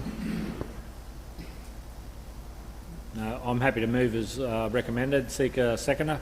Councillor Fisher. I'll put that. Those in favour? Those opposed? Motion's carried unanimously. Move on to our next item, which is 11.7, the whole of council corporate performance report for the period ending March 2024. And good morning, Ross. Good morning, Mr Mayor. Good morning, councillors. The corporate performance report for period ending March is presented. I just advise, just for information for councillors Taylor and Oram, what this report ordinarily does, it's a plethora of information. We present it here to put it in the public forum, and then we have this item this afternoon on our briefing session to go through in-depth discussion or questions. If councillors can choose to raise questions now if they want. That's fine. And also there's opportunity to ask, even if it's outside of this afternoon's session, you can ask the GMs or managers any questions you want any time from information in this report as well. So there's a lot of data in that report. There. There's a lot there. And questions, as Ross has mentioned, can either come now, but traditionally it's in the briefing session, and we can go through that. But in between those periods, if there's anything there that need clarification or seek an answer to, Ross's office is always there to assist in that space. So thanks for that. Ross, would you like to present? Thank you, Mr Mayor. That's all I had. Okay, councillors, was there any questions on that? If not, we can deal with it later or this afternoon. Righto, I'm happy to move as recommended. Seek a seconder. Deputy Mayor Councillor Wickerson. I'll put that. Those in favour? Those opposed? Motion's carried unanimously. Thank you. Thank you, Ross. We move on to 11.8, the LGAQ election of executive district representatives 24 to 28. Councillors, I'd like to nominate Councillor Matt Burnett to continue in that role. He's shown he has. I'll seek a seconder first on that space. Councillor Fisher. Councillor Burnett has shown he accommodates that space and keeps us up to date and informed on what's happening in that area. This representative will potentially change with the president of the LGAQ stepping down, and that won't be nominated for until later in the year. I think that's in November or somewhere later this year or October. And then from there, depending on who's elected in that role, those district members would have to go back to another vote again. So at this stage, any questions at all? I'll put those in favour. Those opposed, motion's carried unanimously. Thank you, councillors. Move on to 11.9, the update terms of reference for council committees. And Ross, would you like Thank you, to Mr. Mayor. report? Thank you, Mr. Mayor. Yeah, the terms of reference for the committees were adopted at the 9th of April meeting.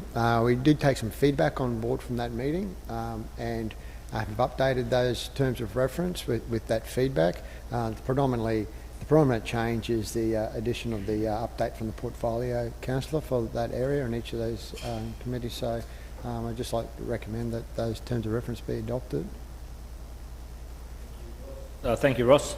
Again, councillors, this is another opportunity there to highlight the work that the portfolio areas and committee reporting structure is based on, and we can trial that and see how that goes. I don't think it's a bad thing, and one there that we hopefully get some clarity about where that reporting's coming from, and the divisional councillors and portfolio councillors can understand what's happening in the organisation at a greater level. Deputy Mayor, Councillor Wickerson. Thanks, Mr. Mayor. Just probably a couple of questions of Ross. In the second one there for the Infrastructure Committee terms of reference, under the scope of it, it mentions all the facilities and areas of council that come within infrastructure, but it doesn't mention airport in there, although it does mention airport under the functions list. So I just wonder, is that on purpose, or should it? No, not through the chair. No, not on purpose. I think the thought was it's captured in there, but probably not specific. So yeah. But we can make that little adjustment.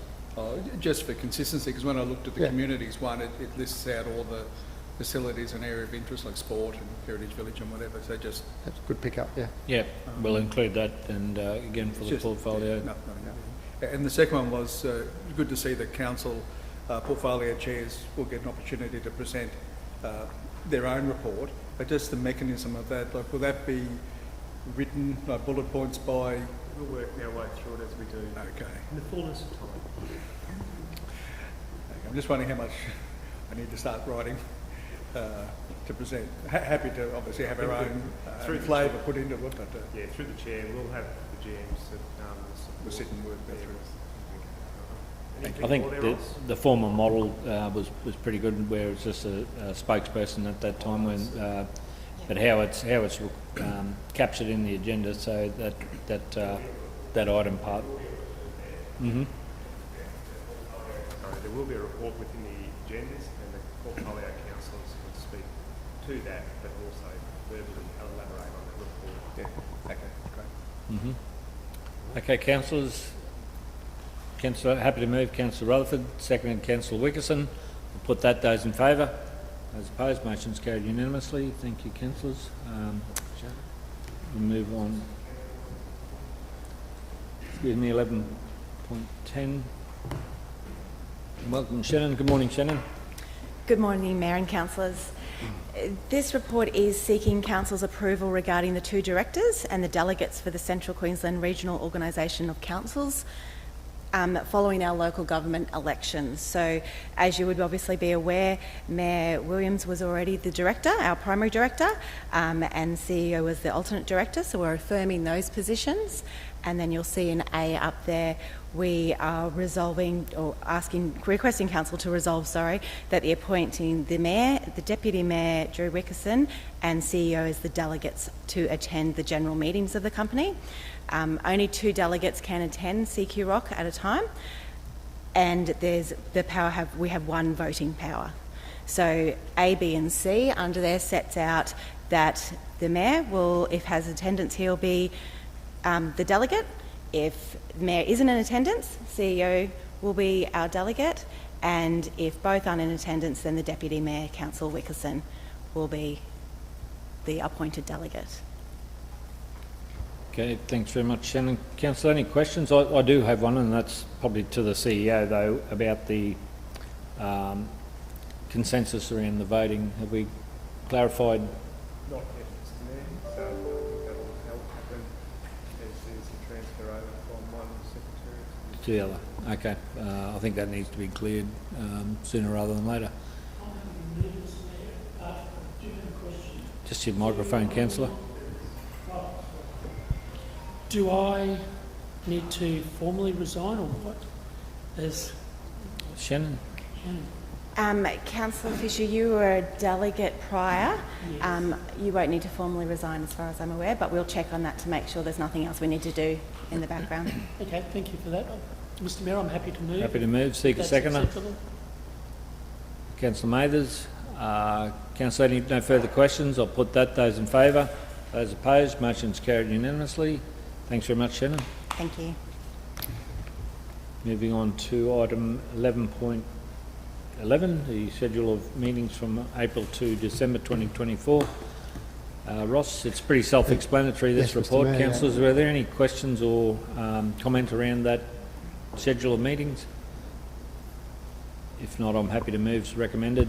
Seek a seconder. Councillor Oram. Put that. Those in favour? Motion's carried unanimously. Thank you. Item 11.12, the local regional council housing action plan. Now, everyone's on board with that one? Yep. And invite Anne to the lectern to present that report. Good morning, Anne. Good morning, councillors and Mayor.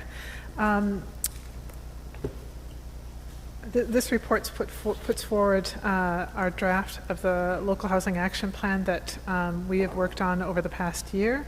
A little bit of background for new councillors is that this is an initiative from the Department of Housing Queensland that has been overseen by the Local Government Association of Queensland.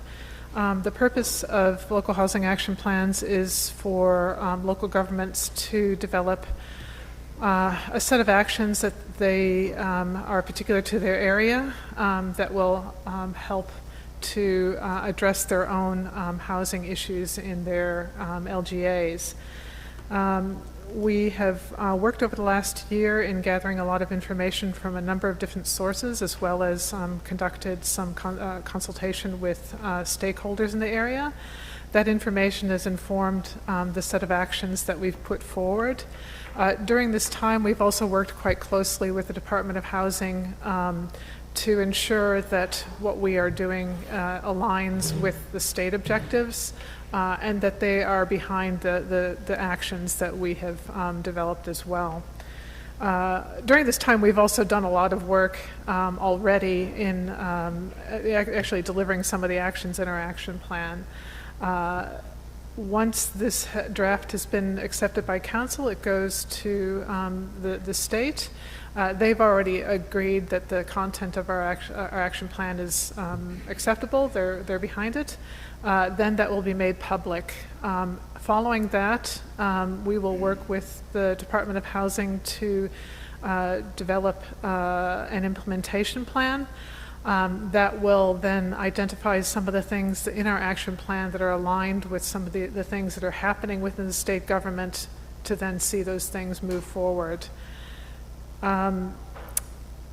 So that's a bit of background and I guess an overview of what the plan is. The plan was attached to this document. Are there any questions about the plan itself? Councillor, any questions? Councillor Wickerson. Oh, Mayor, thank you. Not a question, but probably just a couple of comments, if I could. First, to commend you, Anne, and Angus and the whole team for the huge amount of work that obviously has gone into this. We can't make informed decisions without good information, so to go back and I'd hate to use the housing analogy, but to build really solid foundations for us to build the action on is so important. So you've given us that in spades, so that's congratulations on that. That's what we need. But the second one is that I'm fairly sure that looking at the number of the huge list there of stakeholders that you've engaged with, but also government departments, it's probably had more value than the outcome that we've set up that really good relationship with a range of people that we need to. and that's going to be very important as we move forward too. So just wanted to pass on congratulations. Thank you, and you're very, very right about that. It's not just about producing this document, it's really about building those relationships and identifying those solutions with the people in our community, yeah. And I'd echo those comments. I think the genuine engagement by those stakeholders during that process has been second to none. Been involved in a number of stakeholder engagements, and this one is really hitting home the issue that we have in our local area and looking for tangible outcomes from these plans going forward. So, Councillor Mathers. Thanks very much, Mr Mayor. Just through you to Anne. I just Anne, same thing. Thank you very much. I know the amount of work that you've put in and the team have as well. The question I do have in regards to this, I see a lot of this talks about available land, what's available for possible state use and some of the other housing providers. Do we at any stage look into what's in the future in regards to the possibility of tiny homes type situations? Yeah, through the chair, yes. We're looking at every single option, and it's really almost hard to pinpoint those things in the local housing action plan in particular.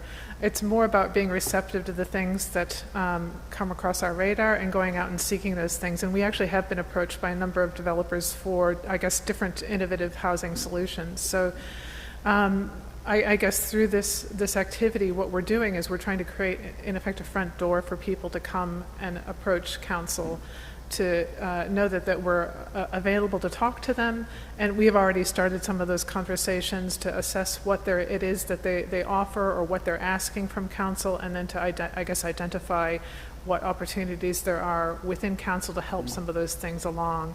In some cases it's a bit of a matchmaking service, so just being aware of some of those things, yes. But yes, tiny homes is definitely one of the things that's on our radar, yeah. Thank you, Mr Mayor. I'm really pleased to hear that. It just surprised me there was no mention of it within the plan, because if I was a tiny home provider or something like that, and that's one of the first things I'd look through, and I was like, doesn't look like council is prepared to embrace that type of thing. So I don't know. I was surprised. Fair point, and I think probably some of what we're doing in the future when we go out to talk to developers is to have a public presence about what council can offer, and we have started working on some materials that will be made available through stakeholder engagement, as well as the website about some of those things as well then too. Okay. Angus looks like he wants to say something over there. Comments around that one? Yeah, probably just from a general perspective, councillors, I probably don't see the report today as being the end of the process. It's just simply a waypoint in what's probably going to be a fairly long journey and a fairly wicked problem to tackle. I understand we do have provisions in our planning scheme already for secondary dwellings, which may fit that profile of the tiny homes, and we still have that upcoming opportunity with the major review of the planning scheme coming up in the next 12 months to explore those sorts of things further if we're able to. Yeah, thanks. Mr Mayor, thanks very much, Angus. And I was aware of that because obviously that's something I really wanted to sort of look into when we do our review on the planning scheme. I'm not for one moment, Mr Mayor, thinking that tiny homes is going to be the solution for what we've got, but I think this is going to be a multi-pronged attack, and we need to have our minds and ears open to every opportunity. So thanks very much for the body of work that you've done here. Yeah, I'll just add one thing, is that this is instigated by the Department of Housing, and as you know, the housing issues have now exploded to encompass absolutely every aspect of community development and economic development, and they've realized that too. So our action plan initially started within a kind of a framework from the government, and we worked within that, but we realized that there's a whole volume of stuff that's really a benefit to council outside of just the local housing action plan framework, and we are working on those things. So some of it falls outside of the I guess the basket of the action plan. Right, so. okay. Thank you very much, Ian. Councillors, Councillor Rutherford. Yes, Anne, I guess the practical aspect of this problem keeps always jumping to front of mind, and I keep thinking, we've got a couple of motels that are empty that, you know, would in the short term solve some of these problems, even if it was for youth. You know, we have a lot of youth around that are, you know, in protective situations and have a carer, you know, and there's one or two of them in a home, whereas, you know, something like a motel facility where they each have their own rooms and, you know, have protective, you know, whatever they do to look after, to monitor them. To me, that seems like a fairly simple solution, short-term solution, to housing. So, through the chair, there are a couple of issues. Two in particular. I've talked to the community housing providers and about the use of, I guess, empty hotels and motels. They have not been interested in that at all as a solution for the housing problem, for a couple of reasons, primarily because they do not have the internal capacity to actually expand the range of programs that they currently have. So, you know, recently the Queensland government, I guess it's not recently, 2 months ago or so, announced that they were supplementing the amount of money going to community housing providers to help with homelessness and other issues. So that will go a little bit of a way to addressing some of the capacity within those organizations, but it's still, there's still, you know, what you're suggesting is a very intensive type of housing that's provided with, you know, that they need lots of bodies actually to manage some of those programs. So I guess it's not just simply matching up an available location, but they need to have the support actually available within the service providers organization. So there have been kind of two issues. They have not expressed any interest in using any of those empty motels in any way, though. Mr. Mayor, if I could, and can you help me just understand this? Because sure. Expanding their service, if, and I look at this way, if you've got one carer in with 2 children, and I know that there would be a specific ratio of 1 adult to so many children, but I would still think that 1 carer to 2 children is much harder to get the resources to do that multiple times than 1 carer with, say, 6 children in a unit type environment. So multi-unit type environment. So I don't quite understand. So really it comes down to how intensive the provision of homelessness services are. It's not simply a matter of having somebody there, it's also providing the connections to mental health, to education, to a lot of the other welfare services. So it's not simply a matter of having an extra body in with you know, looking after young people in a space. There's actually a lot that goes behind it. It's a bit of a, you know, that iceberg kind of thing. There's a whole lot that's needed within those organizations. I guess the point is, from our perspective, the role of a local housing action plan is to try to bring these people together to talk about solutions. There's very little that we can actually do in that space, though, through our local housing action plan. And what we have done is we have identified some of these needs. We have brought people to the table. We are able to facilitate investigating what's the policy environment around these things, because it changes absolutely daily. So, you know, so that's, I think that's where we can add value. I don't know that we can actually solve specific issues or direct services to a hotel or motel and say you have to develop that. So I think, you know, we really have to kind of work with them to find out, well, what are the solutions and what are the barriers and where can we actually help and facilitate some of that. Yeah. Thank you. Councillor, if there's no further questions to Anne's report, can I have a mover and a seconder with regards to that? Move Councillor Mathers, seconded Councillor Wickerson. I'll put that. Those in favour? Those opposed? Motion's carried unanimously. Thank you, Anne. Move on to 11.13, Social Housing Development Incentives Policy. So, hang on, we just have a conflict there. Pardon? Just a conflict. We just one councillor moving out of the left the meeting. Thanks very much, Ian.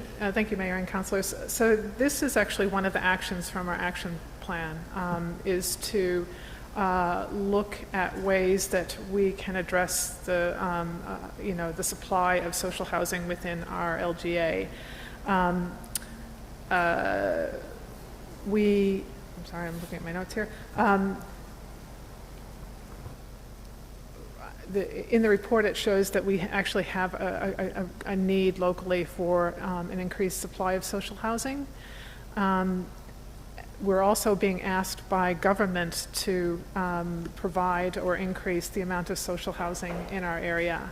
So this policy will allow for us to determine what particular projects are eligible for receiving a development incentive, which is a reduction on the infrastructure charges, and then initiate, I guess, a process for providing that reduction. Thanks, Anne. I think, councillors, Councillor Wickerson, question? Oh, no, after you, mate. Again, it's the piecemeal approach that we've had, and again, with the focus on the housing and the homelessness issues that we've got is with the money that's coming from the other levels of government for the opportunities there to seek funding coming into the region and helping these organisations get these houses out as quick as we possibly can, supporting them in this space to achieve that, because not necessarily their funding covers the infrastructure charges when they apply for them. So we've set the precedent previously, but this is more of a formal process rather than having to deal with the individual applications at time and time again. So, councillors, the officer's recommendation that we support option 3. Did you have a question, Councillor Wickerson? Yeah, just to flag an alternate motion, maybe for option 4, to look at 75%. Can I speak to that now? Well, you proposed it, so not much. That could be the proposed motion. So you just Okay, well, can I propose, basically, as the officer's recommendation, except with option 4, the 75% reduction of charges? Do we have a seconder? Councillor Oram, did you have a question? Do we know how many proposed developments there are going to be? And through the chair, we have had in the past just over 2 years, including this one too. In talking with we only have 2 local community housing providers who have expressed any interest in development of social housing in the area. My understanding in talking with them is that they have very, very modest plans going in the future, primarily because this has not been traditionally their core business, is to develop social housing developments. What they usually do are manage the developments owned by the Queensland government primarily, or they own housing that already. So they have not, I guess, entered into the development area. We're anticipating very, very modest development simply because they do not have the resources to manage further, too many other projects in the future. Yeah, we were only 2 in the last, just over 2 years, I guess. Thanks, Ian. Have we got a seconder with that? No. Okay, we'll go back to the original officer's recommendation for option 3. Have a mover with regards to that. Move Councillor Latcham, second Councillor Wickerson. Any discussion? I'll put that. Those in favour? Those opposed? Motion's carried.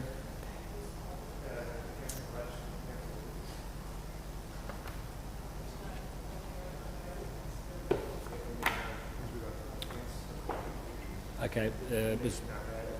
Okay.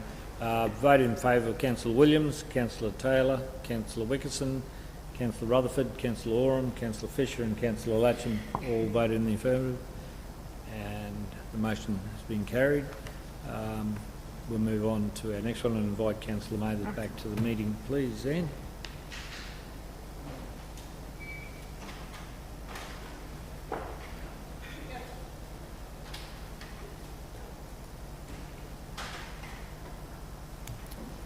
which is 11.14, and thank you, Anne, that's your report as well. If you'd like to present that. Thank you, Mayor and Councillors. We actually just received some, I guess, an update on this, which I'll include, which is the date for submission has been extended to the end of May. But we'll talk about this and the things that we're doing around this submission. So the Australian House of Representatives Standing Committee on Regional Development, Infrastructure and Transport has initiated an inquiry into local government sustainability.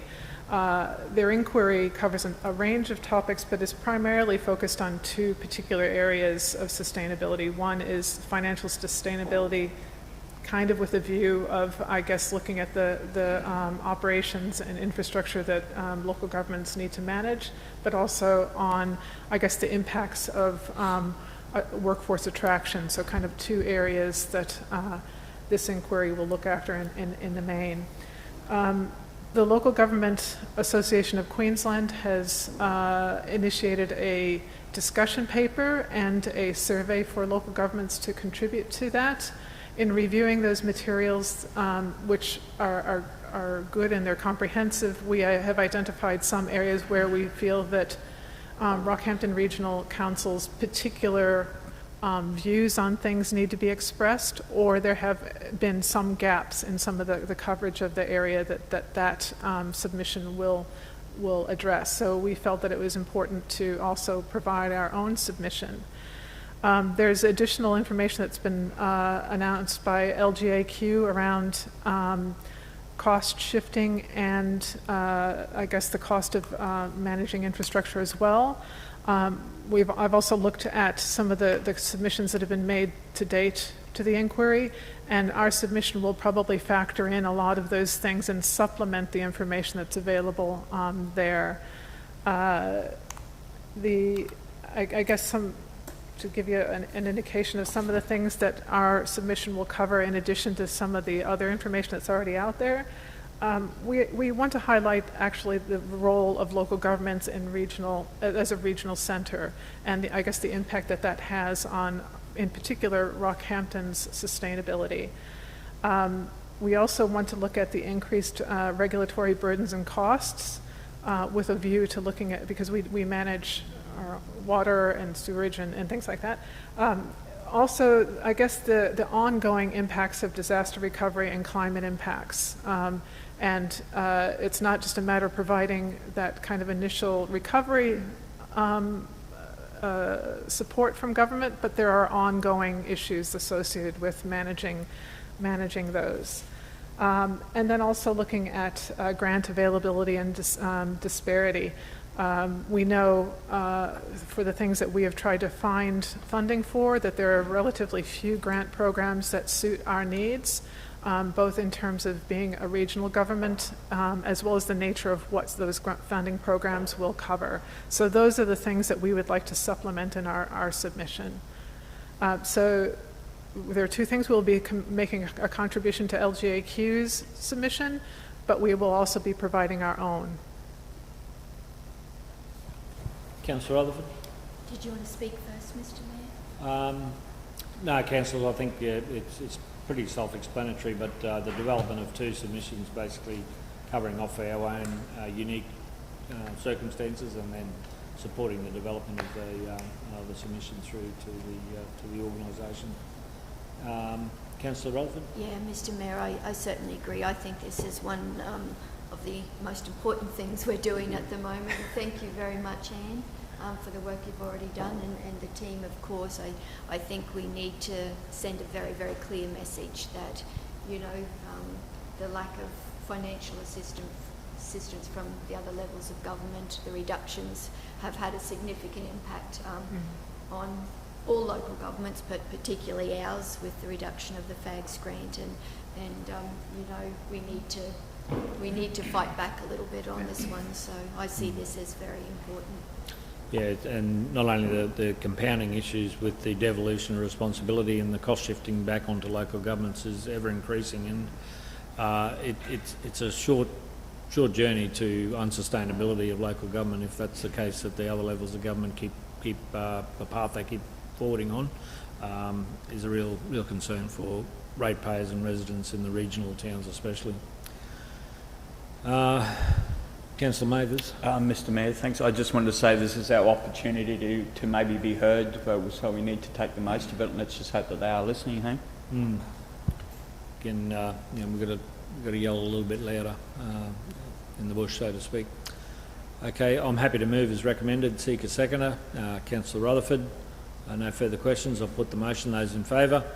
Those opposed? Motion's carried unanimously. Thank you, councillors. Thanks very much, Anne, for those reports. You're not done with me yet.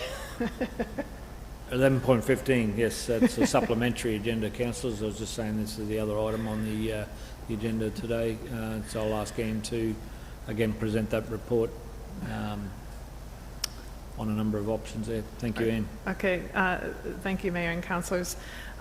This report goes through, I guess, current grant programs and projects that are recommended to seek funding under two particular grants, both from the Australian government. So the Housing Support Program was announced and opened pretty much on the same day. So there was very short turnaround in trying to identify what particular projects would be suitable. There are two streams. This is the first stream is a planning stream in effect, or a capacity building stream. The second stream, which will open later in May, hopefully, looks at, I guess, enabling infrastructure. So that's the one I guess we're really interested in. But for this one, we've identified three projects that we feel would help council, as well as meet the requirements of the grant program. One is the replacement of council's ICON system, which is the online platform, or the system that's used to evaluate a number of planning issues. The other is traffic modeling for Rockhampton and Gracemere. This would be done in conjunction with TMR, is my understanding, to have better understanding of our traffic modeling in our area and the impacts of residential growth has on those things in particular. And the third one, which I may kick over to Angus to talk about a little bit more fully, is the Central Queensland University PDA Master Planning. Do you want to say anything about that, Angus? Or? Probably just happy to take any questions that come through the chair and Anne, and probably just emphasise the fact that we've had some preliminary discussions with both EDQ and CQU in relation to this particular project, and it also fits with one of the actions that we've got in our local housing action plan. And just an add-on to that, we had the community cabinet during the council elections, and it was an issue I raised with the minister at the time, and community cabinet coming back during beef. We'll do a follow-up on that as well.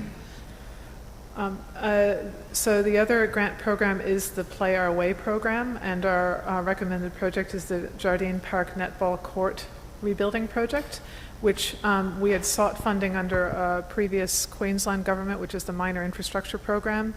We were unsuccessful at that. We found out just not that long ago that we were unsuccessful at that one, so we're putting forward this project, which fits underneath this as well. The housing support programs all enable us to apply for 100% of grant fund of project costs, which we will do. The Play Our Way provides 50% of project costs.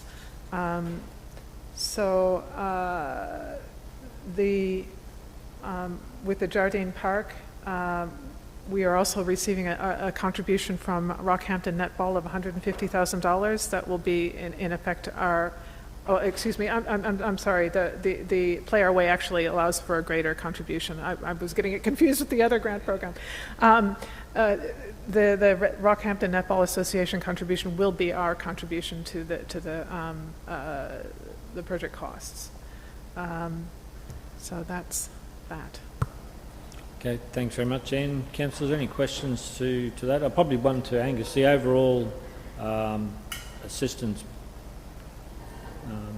total funding that's out there, was that? Is that for the housing support program, or? Yes. So the housing support program, I believe the number was 500 million, Anne, and it's divided up into two streams. So stream one is for the planning systems and capacity in the planning systems.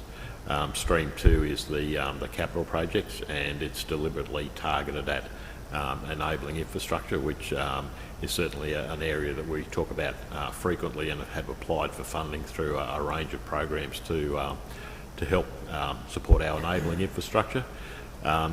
It's probably interpretation from my perspective that this program is a very short-term one. Both planning and the capital components are anticipated to be completed by the 30th of June 2025.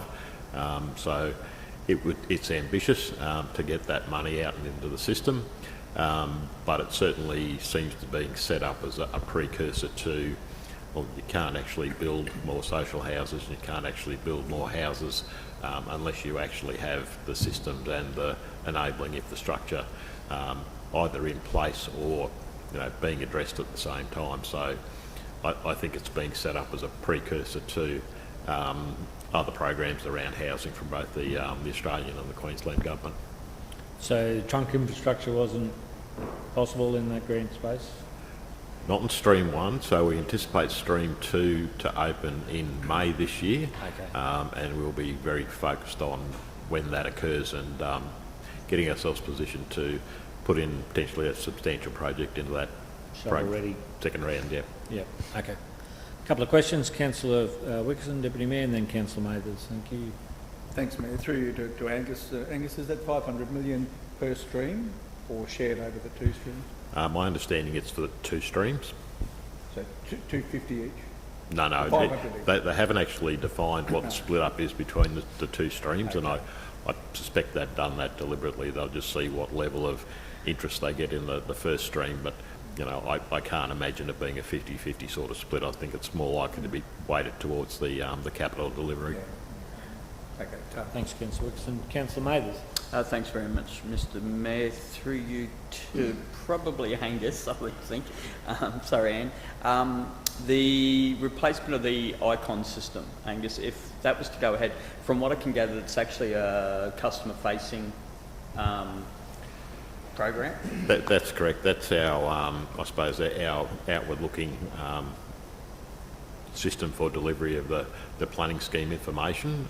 So it's actually a system that's used by developers and planning consultants to, I suppose, to look at how their developments measure up against our particular planning scheme.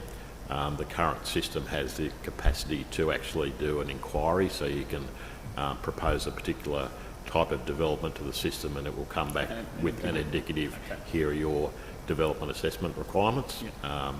So we're hoping to be able to maintain that level of functionality, but the current system's no longer being technically supported, so we need to seriously look at a replacement for that system.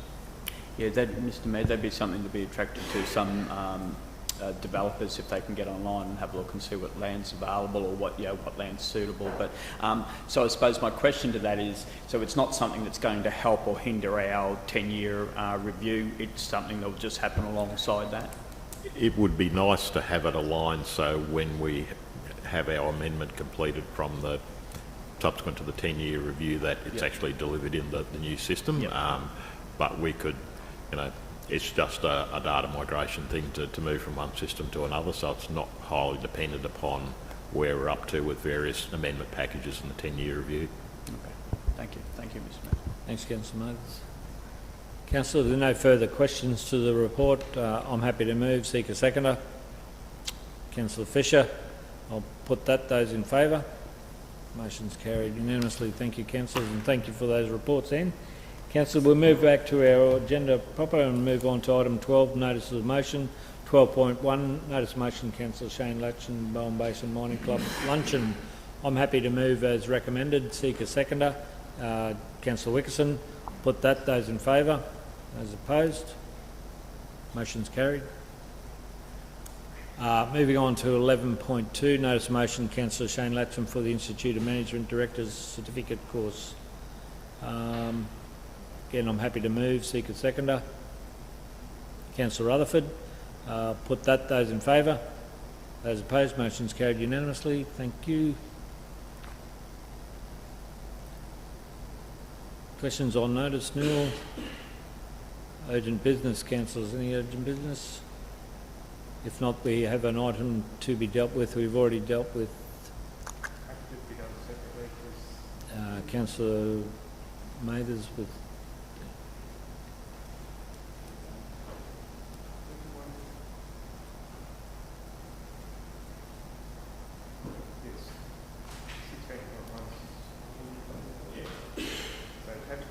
separately.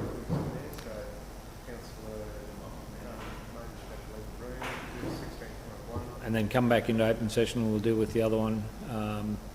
Sorry, Councillor. Councillors, in accordance with the provisions of Section 254J3, the Local Government Regulations 2012, the local government may resolve to close the meeting to the public for confidential items that the councillors or members consider necessary to close the meeting. And they are the. Could I have a move and a second of the meeting now be closed? Close into closed session. Move Councillor Wickerson, seconded Councillor Rutherford. I'll put that. Those in favour? Motion's carried. And a motion that we go into closed session meeting procedures. The meeting now moves into closed session and be closed to the public. I'm happy to move. Seek a seconder. Councillor Rutherford. We'll put that. Those in favour? Motion's carried. Thank you. Character, personality, no matter what your age, whatever the occasion, fireside or 5-star, feeling the grass between your toes or the fresh mountain air on your face. You'll never be bored, because we never are. Open your eyes to Rockhampton.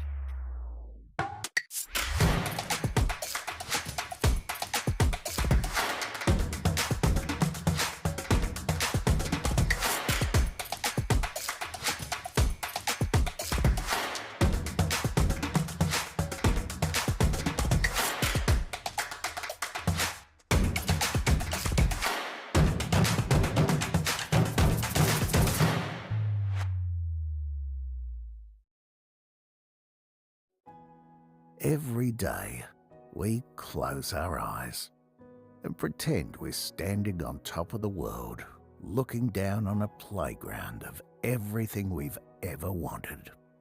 Then we open our eyes and realise it's where we live, and where you'll want to be.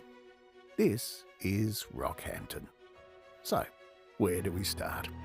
It depends on who you ask. Some will tell you that if your fishing cast is big enough, you could catch a barra from your hotel balcony. A mum or dad will say it's a cooling swim and bike rides in the early morning fresh air, and crocodiles and garden picnics. Not together, obviously. Others will say it's the silence, in our caves, in our bushland, that moment just before your drink is poured. Some say a must is a selfie with a cow. Oh, and there's those who wax lyrically about Rockhampton's iconic heritage, frontier town to bustling river port to gold rush city. And of special significance, the cultural heart of our city that beats to the sounds of the traditional custodians of the land, the Darumbal people. All to come together to represent the foundation that Rockhampton and Queensland was built on. Strength, character, personality. No matter what your age, whatever the occasion, fireside or 5-star, feeling the grass between your toes or the fresh mountain air on your face, you'll never be bored, because we never are. Open your eyes to Rockhampton.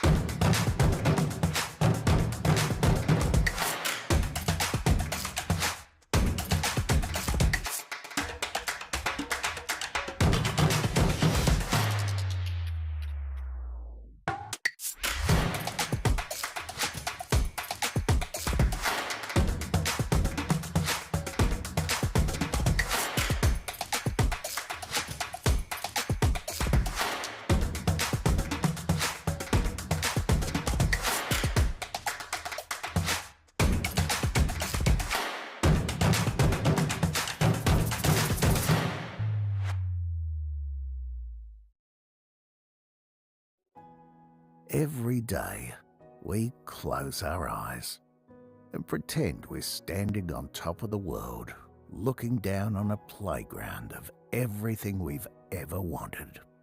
Then we open our eyes and realise it's where we live and where you'll want to be. This is Rockhampton. So, where do we start? It depends on who you ask. Some will tell you that if your fishing cast is big enough, you could catch a barra from your hotel balcony. A mum or dad will say it's a cooling swim and bike rides in the early morning fresh air. And crocodiles and garden picnics. Not together, obviously. Others will say it's the silence, in our caves, in our bushland. That moment just before your drink is poured. Some say a must is a selfie with a cow. Oh, and there's those who wax lyrically about Rockhampton's iconic heritage, frontier town to bustling river port to gold rush city. And of special significance, the cultural heart of our city that beats to the sounds of the traditional custodians of the land, the Darumbal people. All to come together to represent the foundation that Rockhampton and Queensland was built on. Strength, character, personality. No matter what your age, whatever the occasion, fireside or 5-star, feeling the grass between your toes or the fresh mountain air on your face. You'll never be bored, because we never are. Open your eyes to Rockhampton.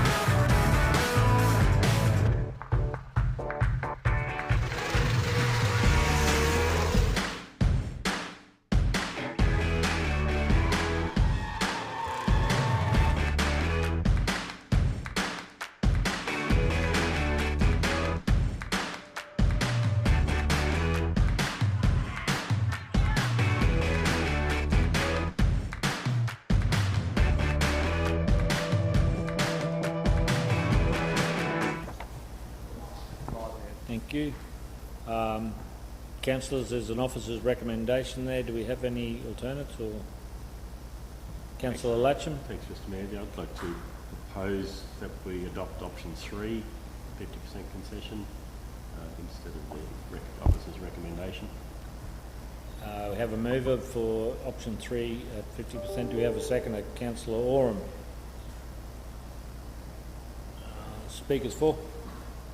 I think it's pretty self-explanatory. The consistency with our previous decision we made earlier today. I think it's important that we show the community that we are being consistent with our decisions. Thank you. Speakers against? Councillor Wickerson. Thanks, Mayor. No, I understand the point, but I think we also need to put our money where our mouth is. We're trying to support all activities we can to have our assistance for the addressing the housing crisis, and this is probably a small item to pay to be part of that solution. Another speaker for the motion? Do you have a wrap-up? Councillors, I'll put the motion. Those in favour? Those opposed? Motion's lost. Can we move back to the original recommendation, officer's recommendation? Councillor Wickerson. Do we have a seconder? Councillor Rutherford. Do we wish to? I'll put the motion. Those in favour? Those opposed? Wish to record? Those in favour: Councillor Williams, Councillor Taylor, Councillor Wickerson, Councillor Rutherford and Councillor Fisher. Those wish to record against: Councillor Oram and Councillor Latcham. The motion is carried. Thank you, councillors. We'll now move on to our next item. So we just need somebody to say we're going to deal with the next item in closed. Yep. Can I have a mover and a seconder that we deal with the next item in closed session that's required? Councillor Taylor, second Councillor Oram. Put that. Those in favour?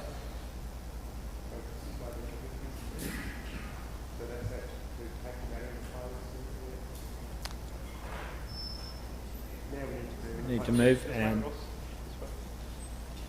the motion was carried. Now I need a mover and a seconder that we move the meeting now moves into closed session. I'm happy to move. Seek a seconder.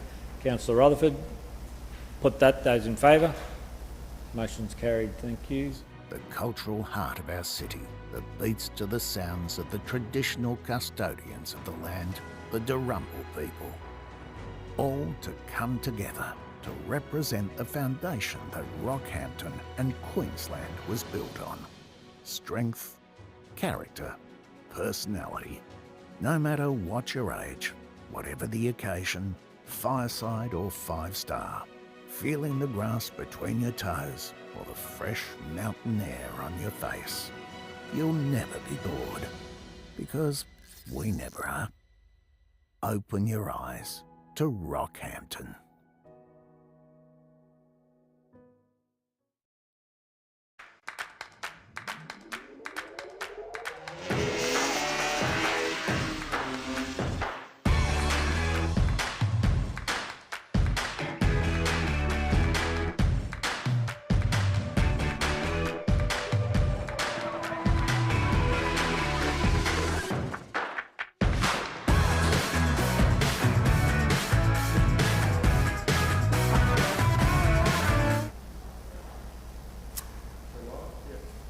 And the councillors, I'm happy to move that the officer's recommendation that the legal matters report containing updates on legal matters for Rockhampton Regional Council 31st of March 24 be received.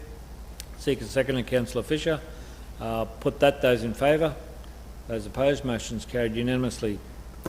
Thank you, councillors. That brings us to the end of our agenda items. Can I thank all the councillors for your input and the officers for their reports, and I will close the meeting and wrap it up.